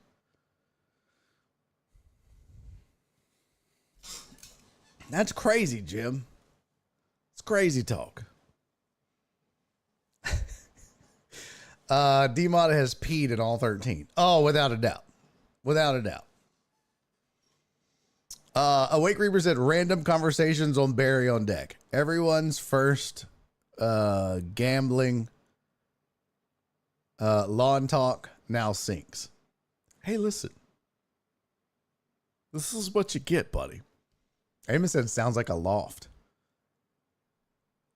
It sounds like a prison, really, Amos, if we're being honest. Jim lives in an old prison. He lives in an old jail. That's what it is. Yeah. The Jim on Sports Cribs edition would be 2 minutes. All right, everybody. Welcome to my crib. There it is. There it is. See you next time. It's crazy. Just everything just out in the open. Just sitting there shitting while everybody's watching TV. Hey, everybody. Oh, that's great. Jim said it might have been used for that. This house was built back after World War I. God damn. Oh, that explains a lot. Yeah, that explains a lot. So I said, Jim to this realtor, wash my hands for what? Oh, well, built after World War I does explain quite a bit about having 2 sinks in the whole house. How many toilets do you have, Jim? I got to know now. How many toilets do you have? Jim, I want to find your house on Zillow. I want to see the floor plan. I really want to see, like, I want to see the floor plan. I want to see pictures. That's crazy. All right, here's the other thing that's bothered me, and then we're going to get some more sports because I don't want to. By the way, if you want to donate, we're still trying to raise money. I agree with Keith Sager. We're trying to get to $800 today. If you have not donated, he has 8 toilets. Nick, that'd be hilarious. I got 800 toilets and 2 sinks. What would be funny if he had some of them old school elementary sinks? If he's like, yeah, we got 9 toilets and 2 sinks, but one is the kitchen sink. The other sink is one of them big round elementary school style sinks where it's got a bunch of those little things that come out and you got to step on the circular thing at the bottom and water comes out of all of them. And then you push the little pump thing and the powdered soap comes out and then you sing happy birthday. And then when you're done, you go put all your shit in your tote tray because it's nap time, bitches. That's how we roll in this World War I house. Beat you to it, Chris. Beat you to it, bitch. Chris said it was powdered soap. Beat you to it. I did hate that soap, though, bro. It's like I either made mud. Yeah, it's like just a bunch of mud. It's either mud or I would it's like I'm cleaning with baby powder. It sucked. Here's the other problem I've had, you guys. And I don't know why this happened, but I don't know if I'm getting TMJ. My jaw is out of line. I need to take it into the mechanic shop and get an alignment. This is the weirdest shit. This is the second time this has happened. The first time, I don't remember exactly when. Oh, yeah, borax. But for some reason, Jim said that's karma for sink shaming. Oh, no, shut up, Jim. This started 3 days ago. I woke up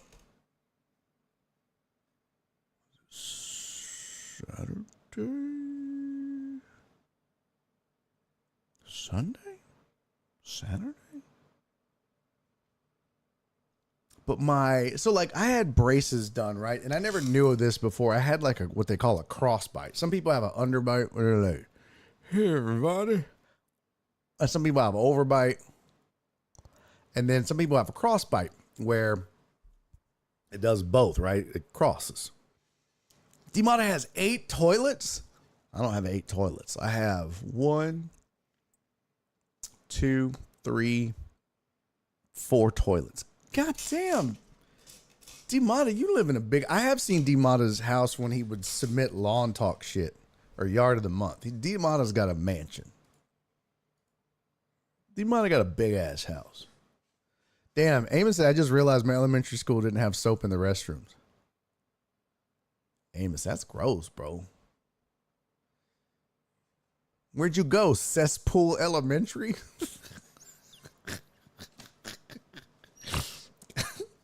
Amos just went to school in a cesspool. So D must have a little house. What you got? You got like a side cart toilet, like one of the motorcycles with like a third wheel side cart and shit. You got a side cart shitting. You're just sitting there, just shitting. You got you and the wife. It's like a weird Valtrex commercial. Like, well, no, what are those commercials where they be in the tub side by side? Are those boner pill commercials? Would they be holding hands in the tub, except it's D-Mod and his wife holding hands on the shitter? That's crazy. But I woke up either Saturday morning or Sunday morning, and normally, like the way teeth work is like your front teeth are supposed to go over your top teeth are supposed to kind of go over slightly your bottom teeth. Just slightly. That's how they're supposed to fit. And for some reason, when I woke up, my front teeth were on top of my bottom teeth. And my jaw right here hurt like bad. And it hurt to chew, like it's sore. And I was like, I don't know what the fuck is going on. And then like I started chewing gum that day, and it actually like relaxed my jaw, and everything kind of just went back into place for a little bit. Then I woke up the next morning, same thing.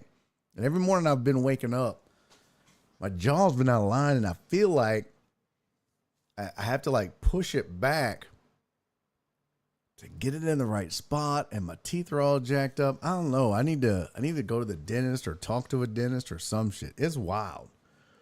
But it's fucking me up because when I first start to chew in the morning, I can't really, like if I'm having breakfast, it's just jacked up. And I don't know what's causing it. I saw Donna said get a night guard. I used to have like a retainer for my braces, and that's kind of what I thought it was. I need to check. Flip said definitely my pillow. Well, I did have a different pillow that I traveled with. Awake Reaper says, you know, that's the wife just punching you in your sleep. That could be it. I do snore. But I was sleeping with a different pillow on the road, Flip, and now I'm back. I got a different pillow at home, so I don't know. But like, yeah, oh, Donna said chewing gum is the worst thing to do. You're making that TMJ muscle work too hard. I don't even know if that's it, Donna. I mean, I don't even know what TMJ is. Amy said it sounds like you on them roids. Man, I ain't on them damn roids. But yeah, I don't know. It's weird. But at first I thought, well, maybe my retainer came loose, and I haven't even checked yet. But like for a while, I can just push like, get it all lined up, and it works for a little while. Then I'll wake up and it's not good again. I want to get a bidet, D-Mata. I do. I kind of want to get a bidet. D-Mata said I don't have a bidet, but one of my toilets does have LED lights that change colors during the night. That's nice. Oh, Behan and I have not. Behan said, have you got your wisdom teeth out? No. I have not. Ooh. Donna said temporomandibular joint. Yeah, look that up. Yeah. Is it acting up? Is that what that is? Yeah, it is right here where it's sore. Right in there. I don't know.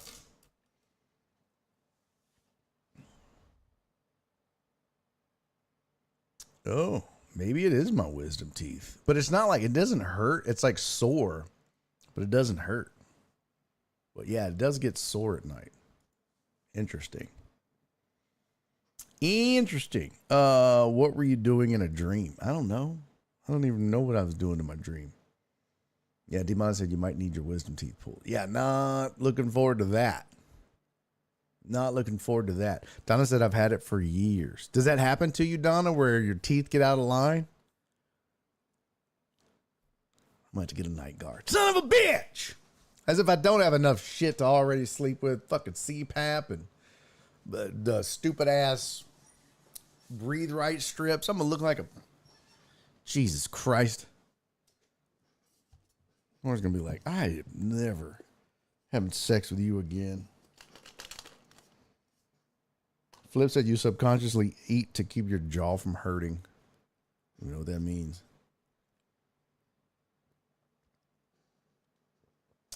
All right, let's get to this. A couple of things that I wanted to get to.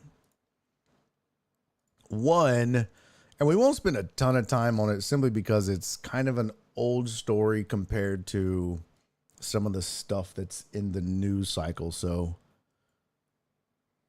and we're running out of time. And we didn't get to the Caitlin Clark stuff, and I kind of wanted to get to that.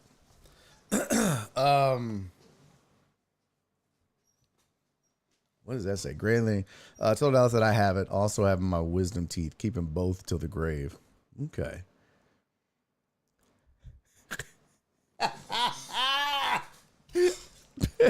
Perry said, I thought TMJ stood for throat, mouth, jaw. That's not bad, though, homie. Don said, if you think about it, that is the hardest working muscle in your body. It's true. It's true. No, not mine.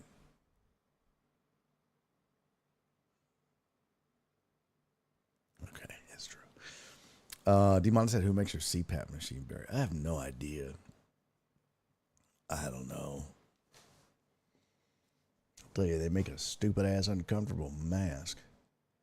Skatey Big said, I'm pretty sure mine's my heart. Well, maybe lose some weight, fat boy. All right, here we go. I will say this. I'm proud of Major League Baseball for finally doing something right. It's about time. They did a good thing. Major League Baseball has finally agreed to include a Negro League statistics as part of the Major League Baseball record books. This is from 1920 to 1948. And that was from seven different Negro Leagues from the 1920 to 1948. It says they have officially been added to its historical records. In 2020, MLB recognized those 7 leagues across that 29-year period as major leagues, but actually reaching the point where their numbers could be incorporated was a little bit different. Let's see. Here are the top changes.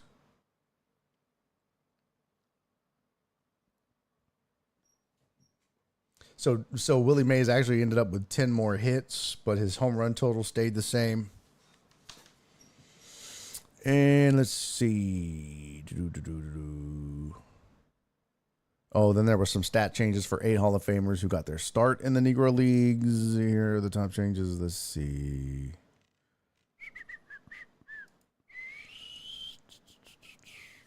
Yeah, this article says, resulting in new look leaderboards fronted in several prominent places by Hall of Famer Josh Gibson and an overdue appreciation of black stars.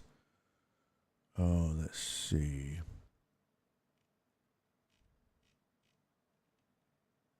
I want to find the...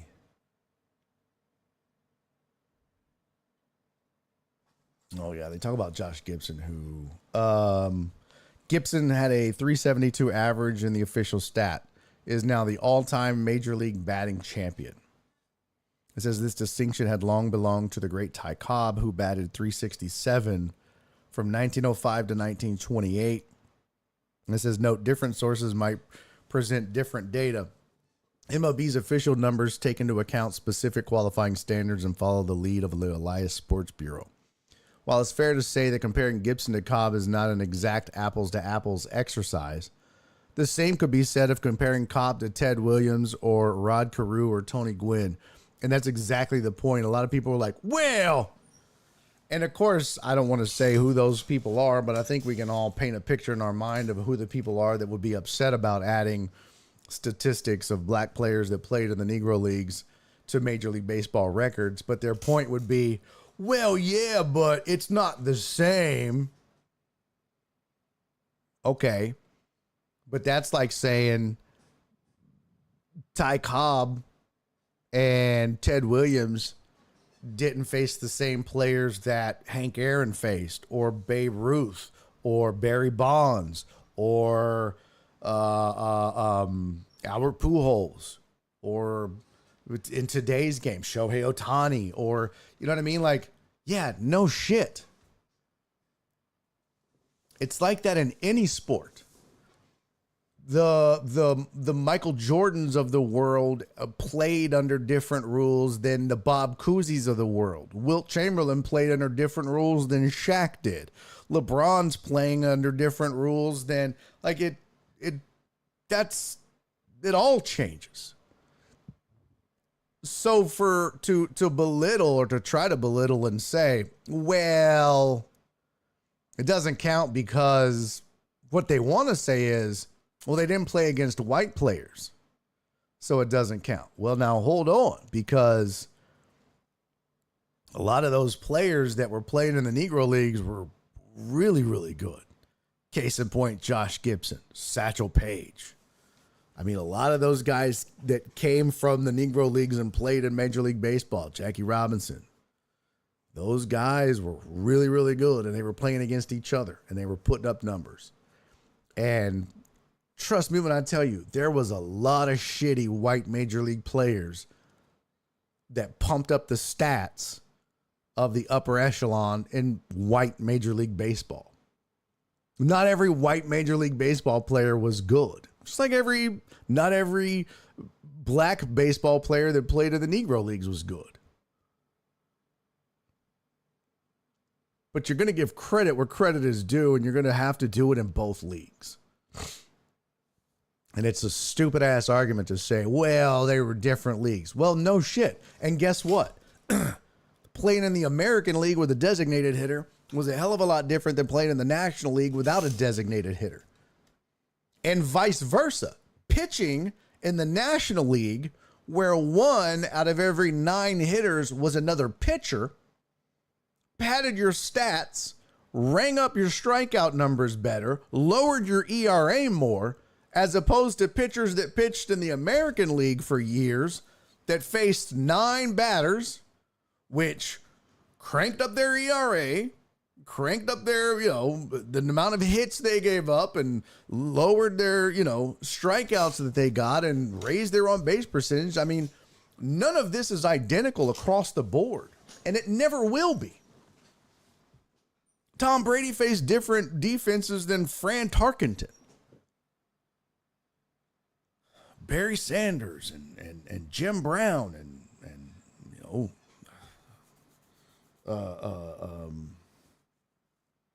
why am I blanking? Emmitt Smith. I mean, it's all different. So it's silly to try to make that baseless argument.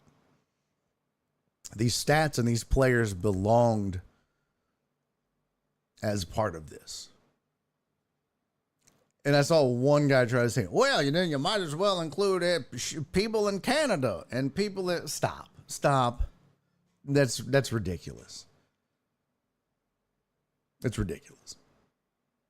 Because these players, had it not been for exclusionary practices, would have been playing in Major League Baseball. But they weren't allowed to. But so many people wanted to go watch them play. And the reason those leagues existed was because the baseball was so good. Because let's be real. If Negro League Baseball was garbage, if it was trash, if the players weren't good, if the product wasn't good, it wouldn't have lasted as long as it lasted. Regardless of the color of their skin. If the product on the field sucked, nobody was going to spend their hard-earned money in 1922 to go watch a Negro League Baseball game. They just weren't going to do it. That's just the Adam Smith hand of economics. People aren't going to waste money on shitty products no matter what the socioeconomic circumstances are. So the fact of the matter is, it was a good product. They just weren't allowed to put that product on the field with the white product. So it does absolutely belong in baseball. 100%. And it's not their fault they were not allowed to play with white players. It's not their fault at all. So I'm glad baseball finally righted this wrong. Yeah, B. Hannon brings up a good point. Yeah, think about Pistol Pete with no three-point line. Yeah, think about some of the best shooters. Think about some of the best shooters in basketball history and what they would have done and could have done with a three-point line. Think about that. Think about some of those shooters and everyone else that how they would have been defended differently with different rules, hand checking and whatnot. Man, think about how how good would Magic Johnson and Larry Bird have been if you couldn't have fouled them like you can't now? No hand checking? What?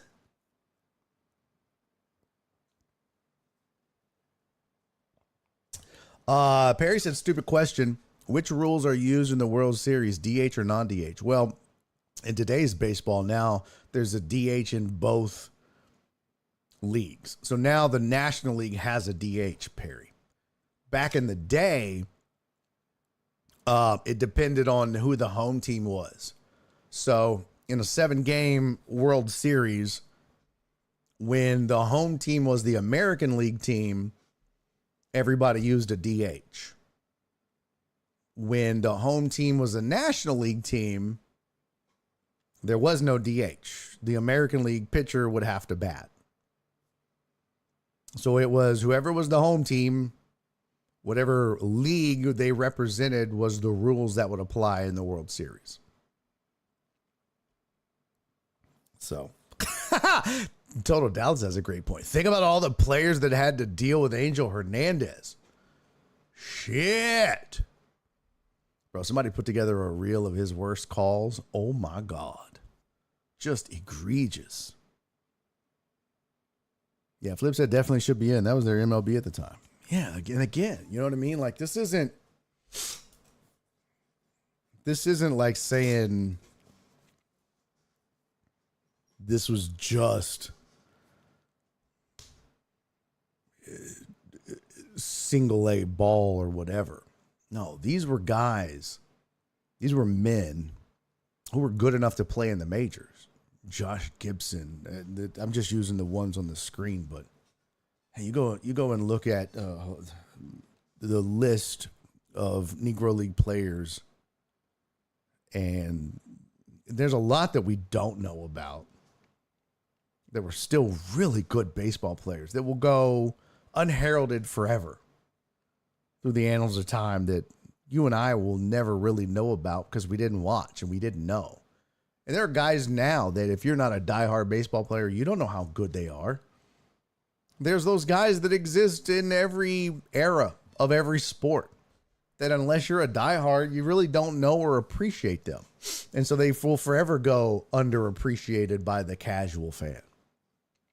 So those existed as well, but this is good. It gets them back into it. Yeah, Jim said, don't forget the AL started using DH in 73. Both leagues threw the pitcher out there to bat up until then. So every pitcher from 73 until, 3 years ago? 73 to 2022, 2021, pitchers in the AL. They were in an unfair advantage. And pitchers in the NL, they were in that era. Statistically, they were, I guess they were up against the status quo, but American League pitchers were kind of at a disadvantage. I was trying to find, it says, here's the top changes. So this has, you know what? Let me pull up. Let's see. Baseball reference. Let me see if they have it updated yet. Leaders. Let's see. Oh, no, we want. I'm trying to see if we can see leaders. No, let's see. Season all time. Leaders. MLB batting leaders. WAR, saves, RBI, OPS, career, ERA plus, WAR, saves. Oh, wait.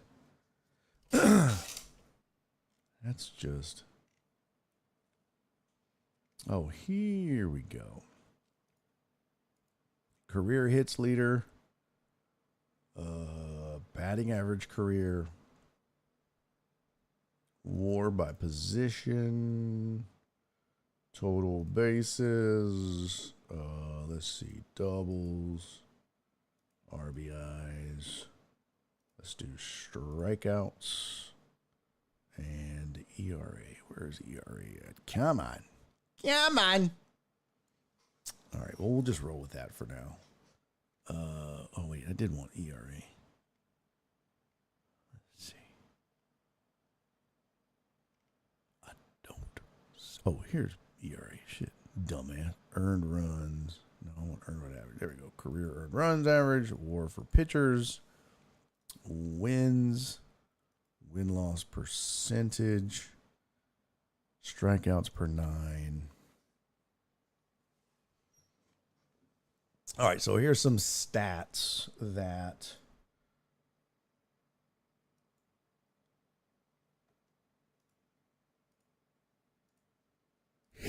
include that'll have included in them the Negro League statistics now. So let's see. I wonder if they have them like marked now. Let's see if we can find like so career average Oscar Charleston. That was one that was on here. And career average? So what was this? This was, well, that's hits.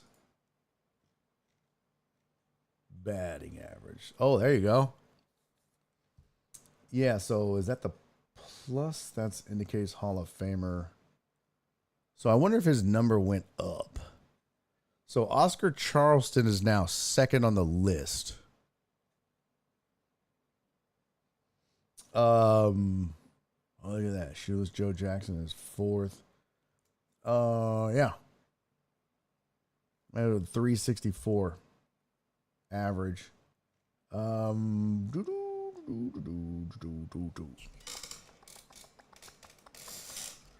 wonder what the difference is here.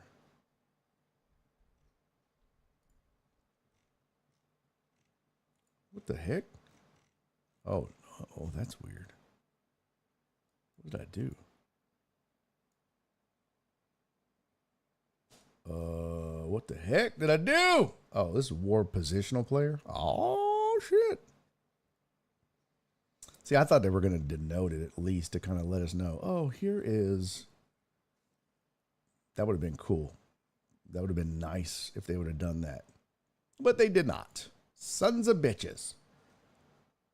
Could have done that. Oh, here we go. Ranking of Negro League players should consider that Negro League data is not complete. Research is still ongoing and will continue to publish updates. Oh, okay. Yeah, it would be good if they would have denoted that, but they didn't. So this makes this exercise kind of pointless. Perry said why they now decided to make DH universal and why this separate rule. I think they wanted to get kind of on the same page. Also, it created more opportunity for players. It's like adding another position because you had a lot of players. You only had 15 DHs. So you had a lot of guys that didn't have jobs. So adding 15 more DHs, you created basically 15 more spots for guys to play in baseball, especially aging guys that maybe couldn't play the field or first base. Kept them around a little longer. Yeah, and of course it gets scoring up too. Amos said some people think of the Negro Leagues like the Globetrotters because they only see how they were portrayed in movies. Yeah, which was absolutely ridiculous. But it was a great product. I was trying to see Blake Snell, strikeouts per 9. Whew, that's crazy. That's crazy.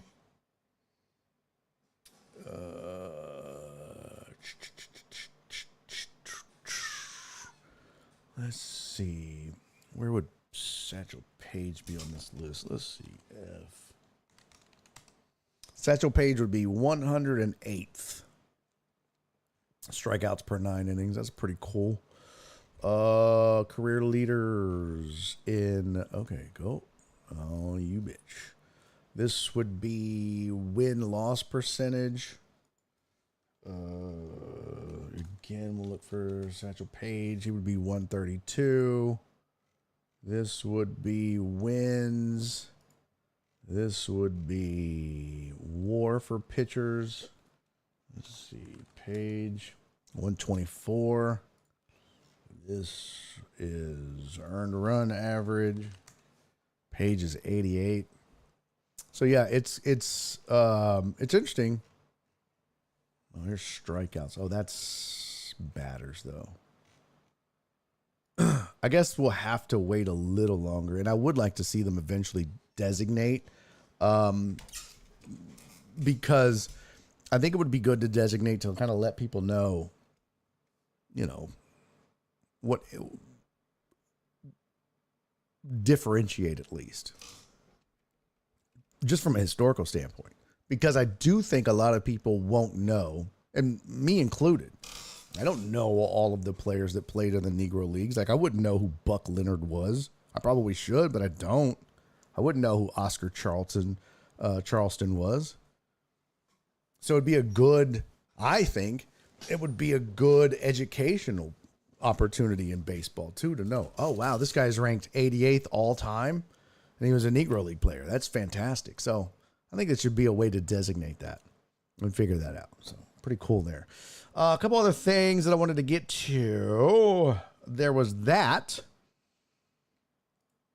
Speaking of baseball, there was this story which was pretty cool. If you didn't hear about this, Birmingham Southern. Let's see. Donald said, here's what Google says, Perry. It is a cardinal principle of baseball that every member of the team should both field and bat. I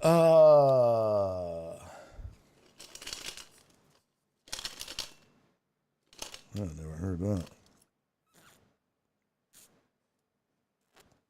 Yeah. It was very old school.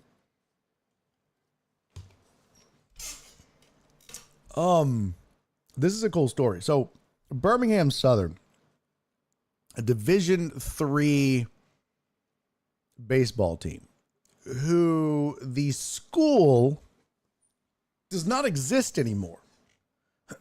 The school is shut down.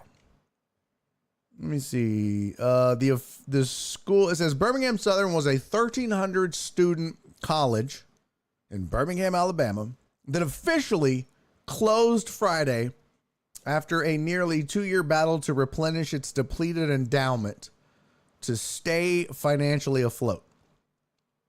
In October, the Alabama State Treasury declined a $30 million loan, and the school officially voted in late March to close.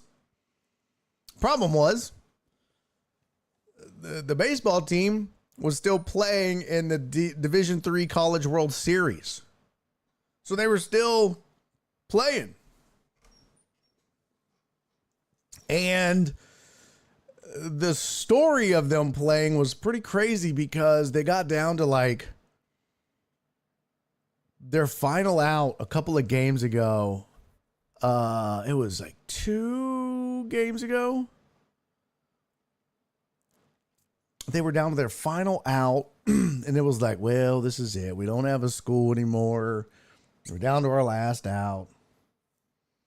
And then They hit a walk-off home run to advance to the again, and it was dope. And then they kept winning, and then they finally, and I shouldn't say finally, but they did end up losing 11-10 to Wisconsin Whitewater on Sunday. And that essentially, they didn't just lose. That was like the end of the program's existence, according to this article, which was crazy. It said 2 options for us going into the tournament like this is win or no regrets. And it said, Birmingham Southern baseball coach John Weisberg said, I have absolutely no regrets. I told the guys before we left Birmingham that I had a genuine peace about the final chapter.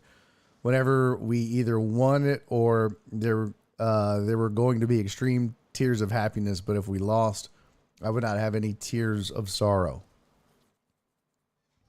And yeah, they had gone out on Sunday.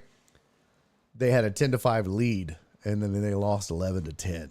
But before that, they had come back and hit a home run in the bottom of the ninth, I think it was, to get to that game against Wisconsin. What the hell did I call them? Oh yeah, Wisconsin Whitewater. But it was just, they just kept playing, and there was no students, there was no student body, there was no school to go home to. It was just them. And that was it. It was pretty fantastic, man.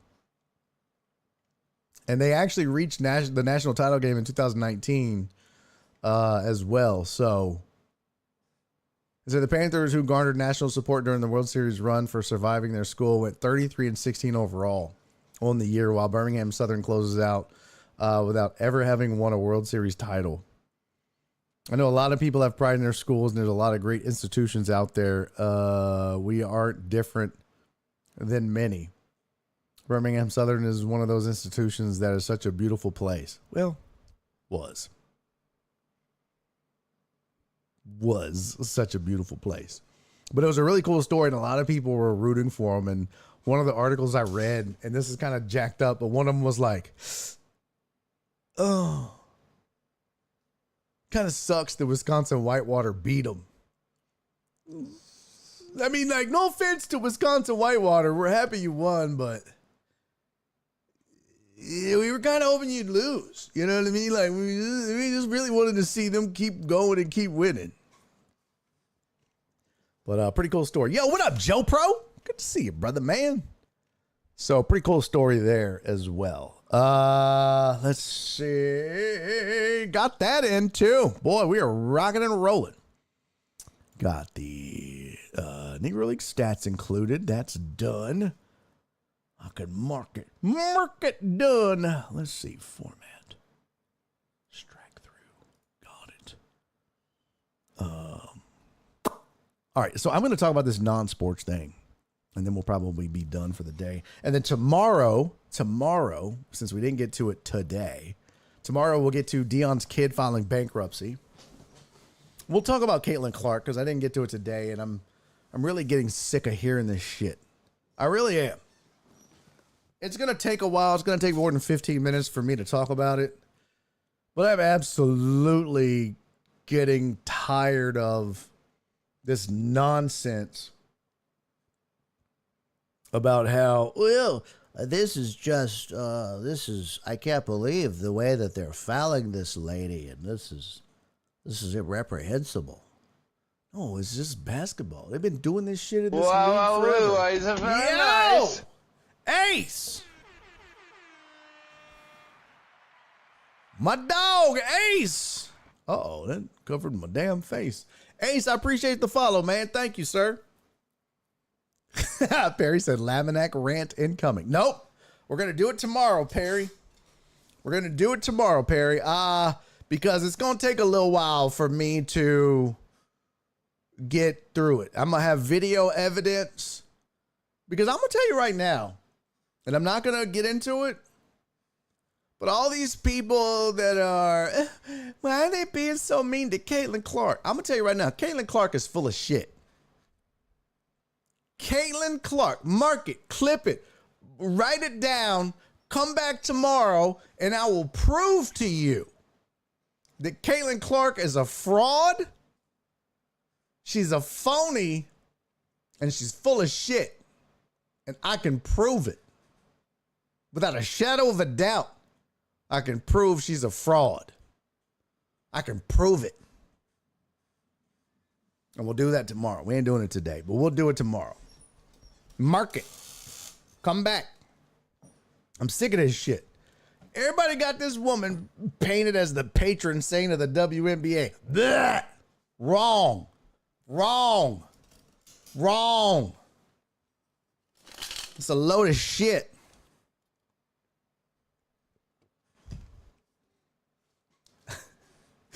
Cece says, "Sí, pero last month she was your WNBA angel."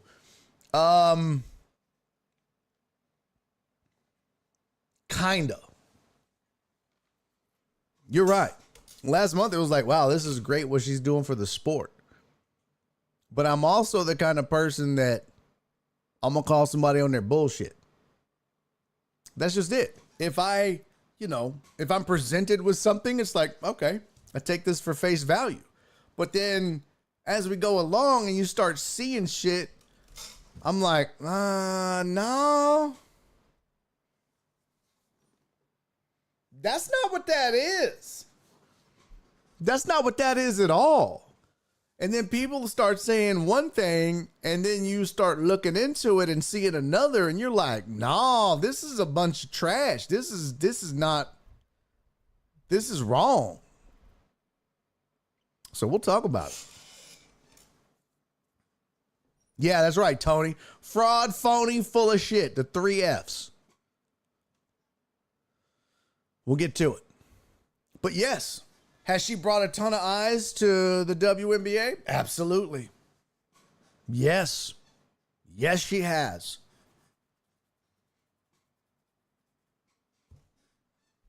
Has it been a good thing? Kinda. A little bit. Kinda. We'll get to it. We'll have, trust me, it'll probably end up being a 20, 30, 40-minute conversation about it tomorrow. Donna said, has she been whining about all the hits? Here's the thing, Donna. She has very much been saying the right things to the media. But if you watch her demeanor on court, the things that she says and the way she handles herself in game, she's very much a pouty, crybaby, whiny ass person. And I almost said some words that would have gotten me in trouble, like Pat McAfee got in trouble, which, by the way, I think that was total bullshit. And we'll talk about that tomorrow, too. Perry said, sure, let's talk about her 3 points and 9 turnovers. That's part of it, Perry. That's part of it. She's 1-9, and she can't stand the fact that she's losing. Like, yeah, you went to a losing team. I mean, Jordan got his ass whooped his first couple years in the league. That's what it is. They have been a little rough on the Beaver. What?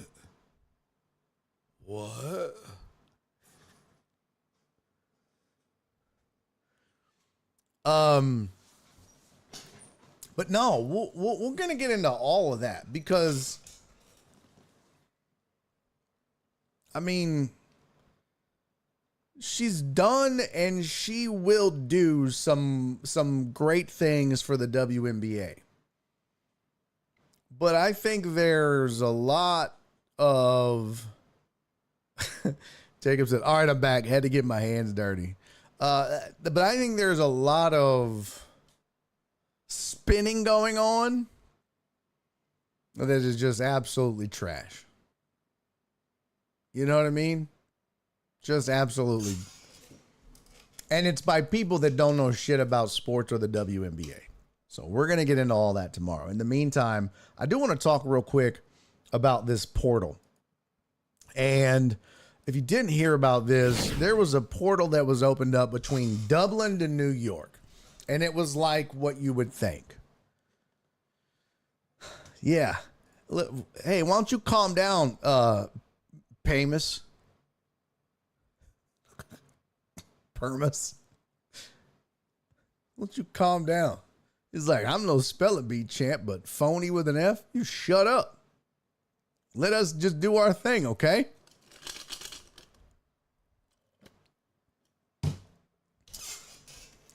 Tony said it's the Gaelic spelling. Donna said, I think it's the media making something out of nothing. No, Donna. See, people are blaming the media, and it's not just the media. It's fans. It's new fans. It's a lot. I promise you. We're going to get into it tomorrow. It'll be the first thing we talk about right off the rip. I promise. We'll get into it straight away. But this portal is hilarious because this was a way for people in New York to talk to people in Dublin across the globe. It's opening up a world of possibilities. Oh, look at us. Look how special we are. Look how wonderful we are. Look how global we are.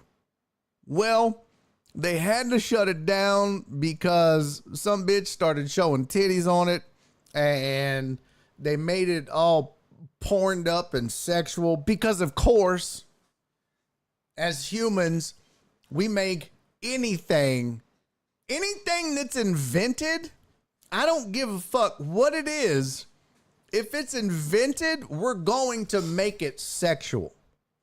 I mean, you understand that, right?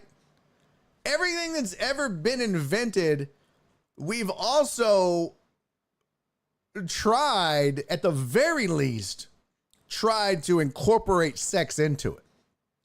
There's never been a form of communication that hasn't been used for sex. Camera gets invented, nude photos, nudie magazines, dick pics.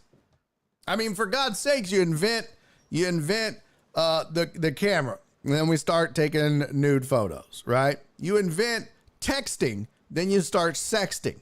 You start sending dick pics on smartphones. You invent the movie, and then we start filming porn. You invent the internet, and then you upload porn and download porn, and it's everything. Everything we've done. Oh, the VHS was invented. Okay, well, let's put porn on it. They put porn on Laserdisc. Like, I really do believe that even Western Union, like even the book, the written word, Penthouse Forums was like, well, we won't show you titties. We won't show you intercourse, but we'll describe it to you. Yeah, you could read about sex. A book, words, which, I mean, I wasn't around for it, but I really do believe back in the day, you could probably even get sex described to you over a fucking telegram. Just, you knew some hot bitch down the road. You'd send her a Western Union. What are you wearing? Stop. She'd get it. Hey, you got a Western Union down at the telegraph office, Sally Mae. And she'd, oh my God, what's it saying? She'd be like, it'd be like, what are you wearing? And she'd be like, oh my God, I gotta send it back. I'm wearing a hot dress. Stop. And then, you imagine, like, you're just you're sexting via carrier pigeon. You're just like, hey, I take your hand and caress my supple breast with it, and then I feel your throbbing member against my thigh. You tie it on a fucking pigeon leg, and you're like, and then you gotta wait like 3 weeks to masturbate, because then the pigeons got to get there, and then they got to fill out. I feel my throbbing member against your thigh, and I slowly caress your bosom, and And I put my lips on your areola, and then I kiss the nape of your neck.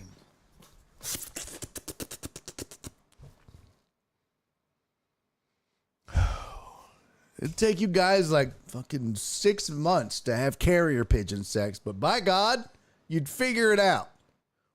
I'm sure the Indians would send smoke signal fucking porn to each other. What does it say? Sits on balls. I mean, like, it's just, it never fails. We turned whatever it is into something sexual. So we had this goddamn portal so we could shrink the world. New York to Dublin. Just like that. And here comes Ava Louise, this dirty bitch. She lifted up her shirt and showed their titties. So people were flashing the portal. One man showed his dong on there, of course. And you know, it's never the little dick dudes that do this, by the way. Never in the history of flashing has a little dicked man ever flashed. All right, let's just be real clear. Like, flashing and skinny dipping are not little dick dude activities. That is just not something they do.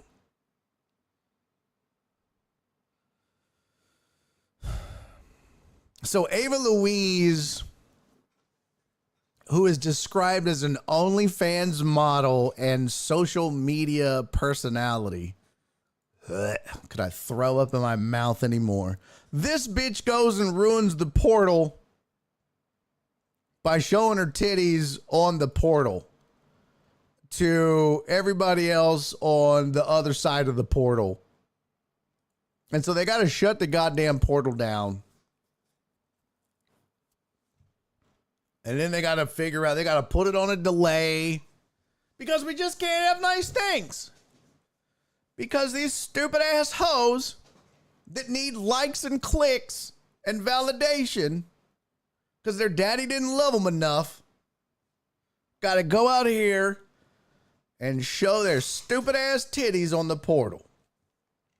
And I was really trying to find a photo of her titties and I just could not anywhere. So if you have it, please send me a link for research purposes.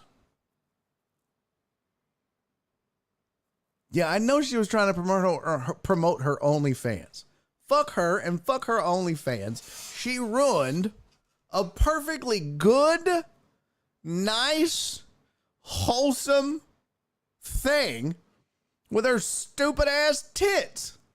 Like, bitch, buy a Facebook ad. Why in the fuck are you, like, you dumb bitch, why are you running to something that has nothing to do with you or your thirsty ass OnlyFans?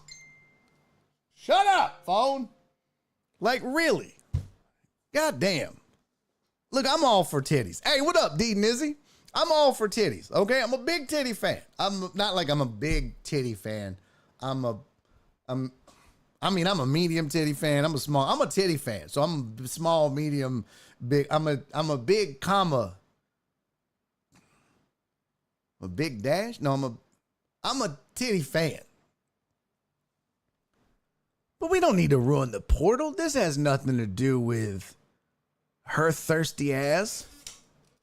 Oh, Mark said that was a picture of her titties on your phone.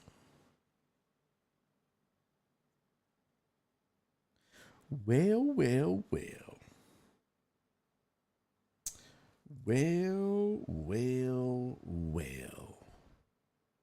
Cece said I sent you a pic of her titties. Better have.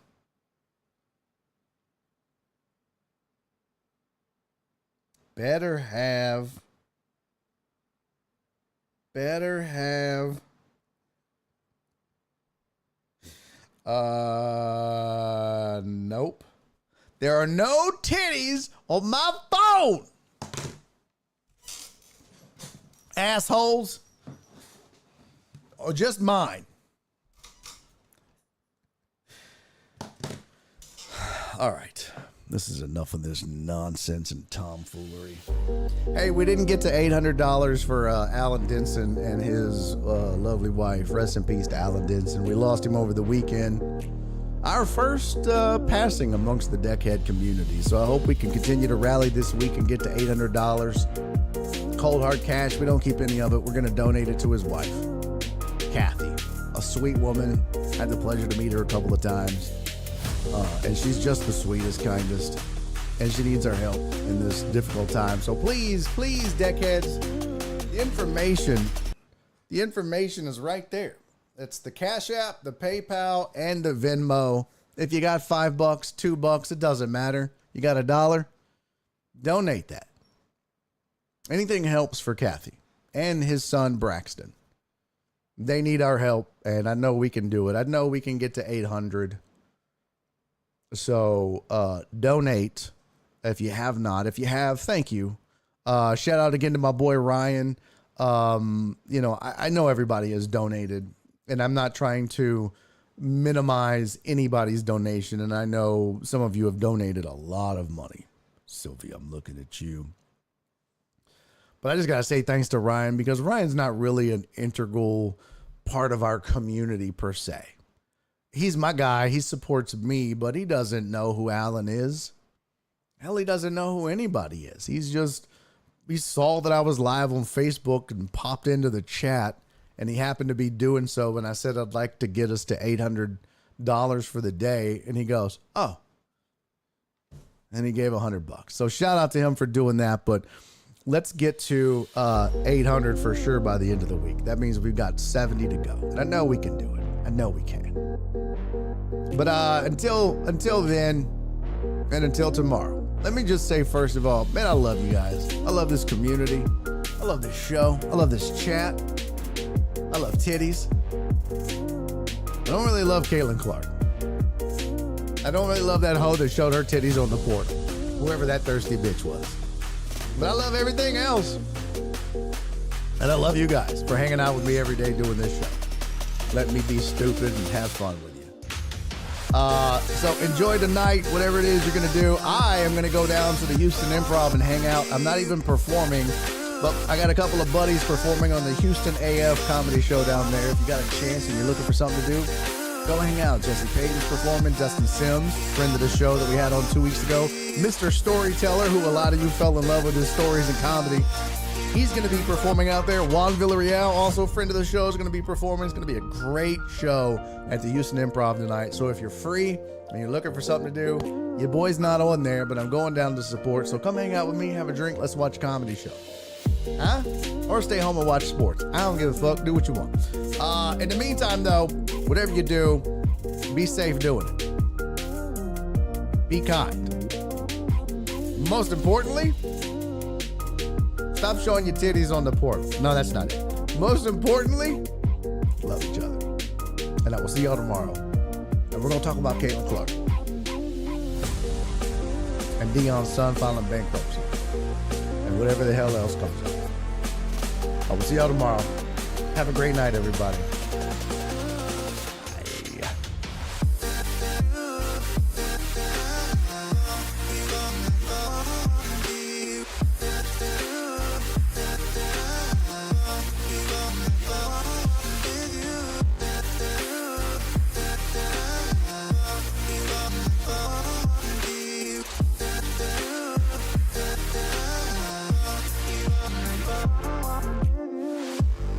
Making a YouTube video!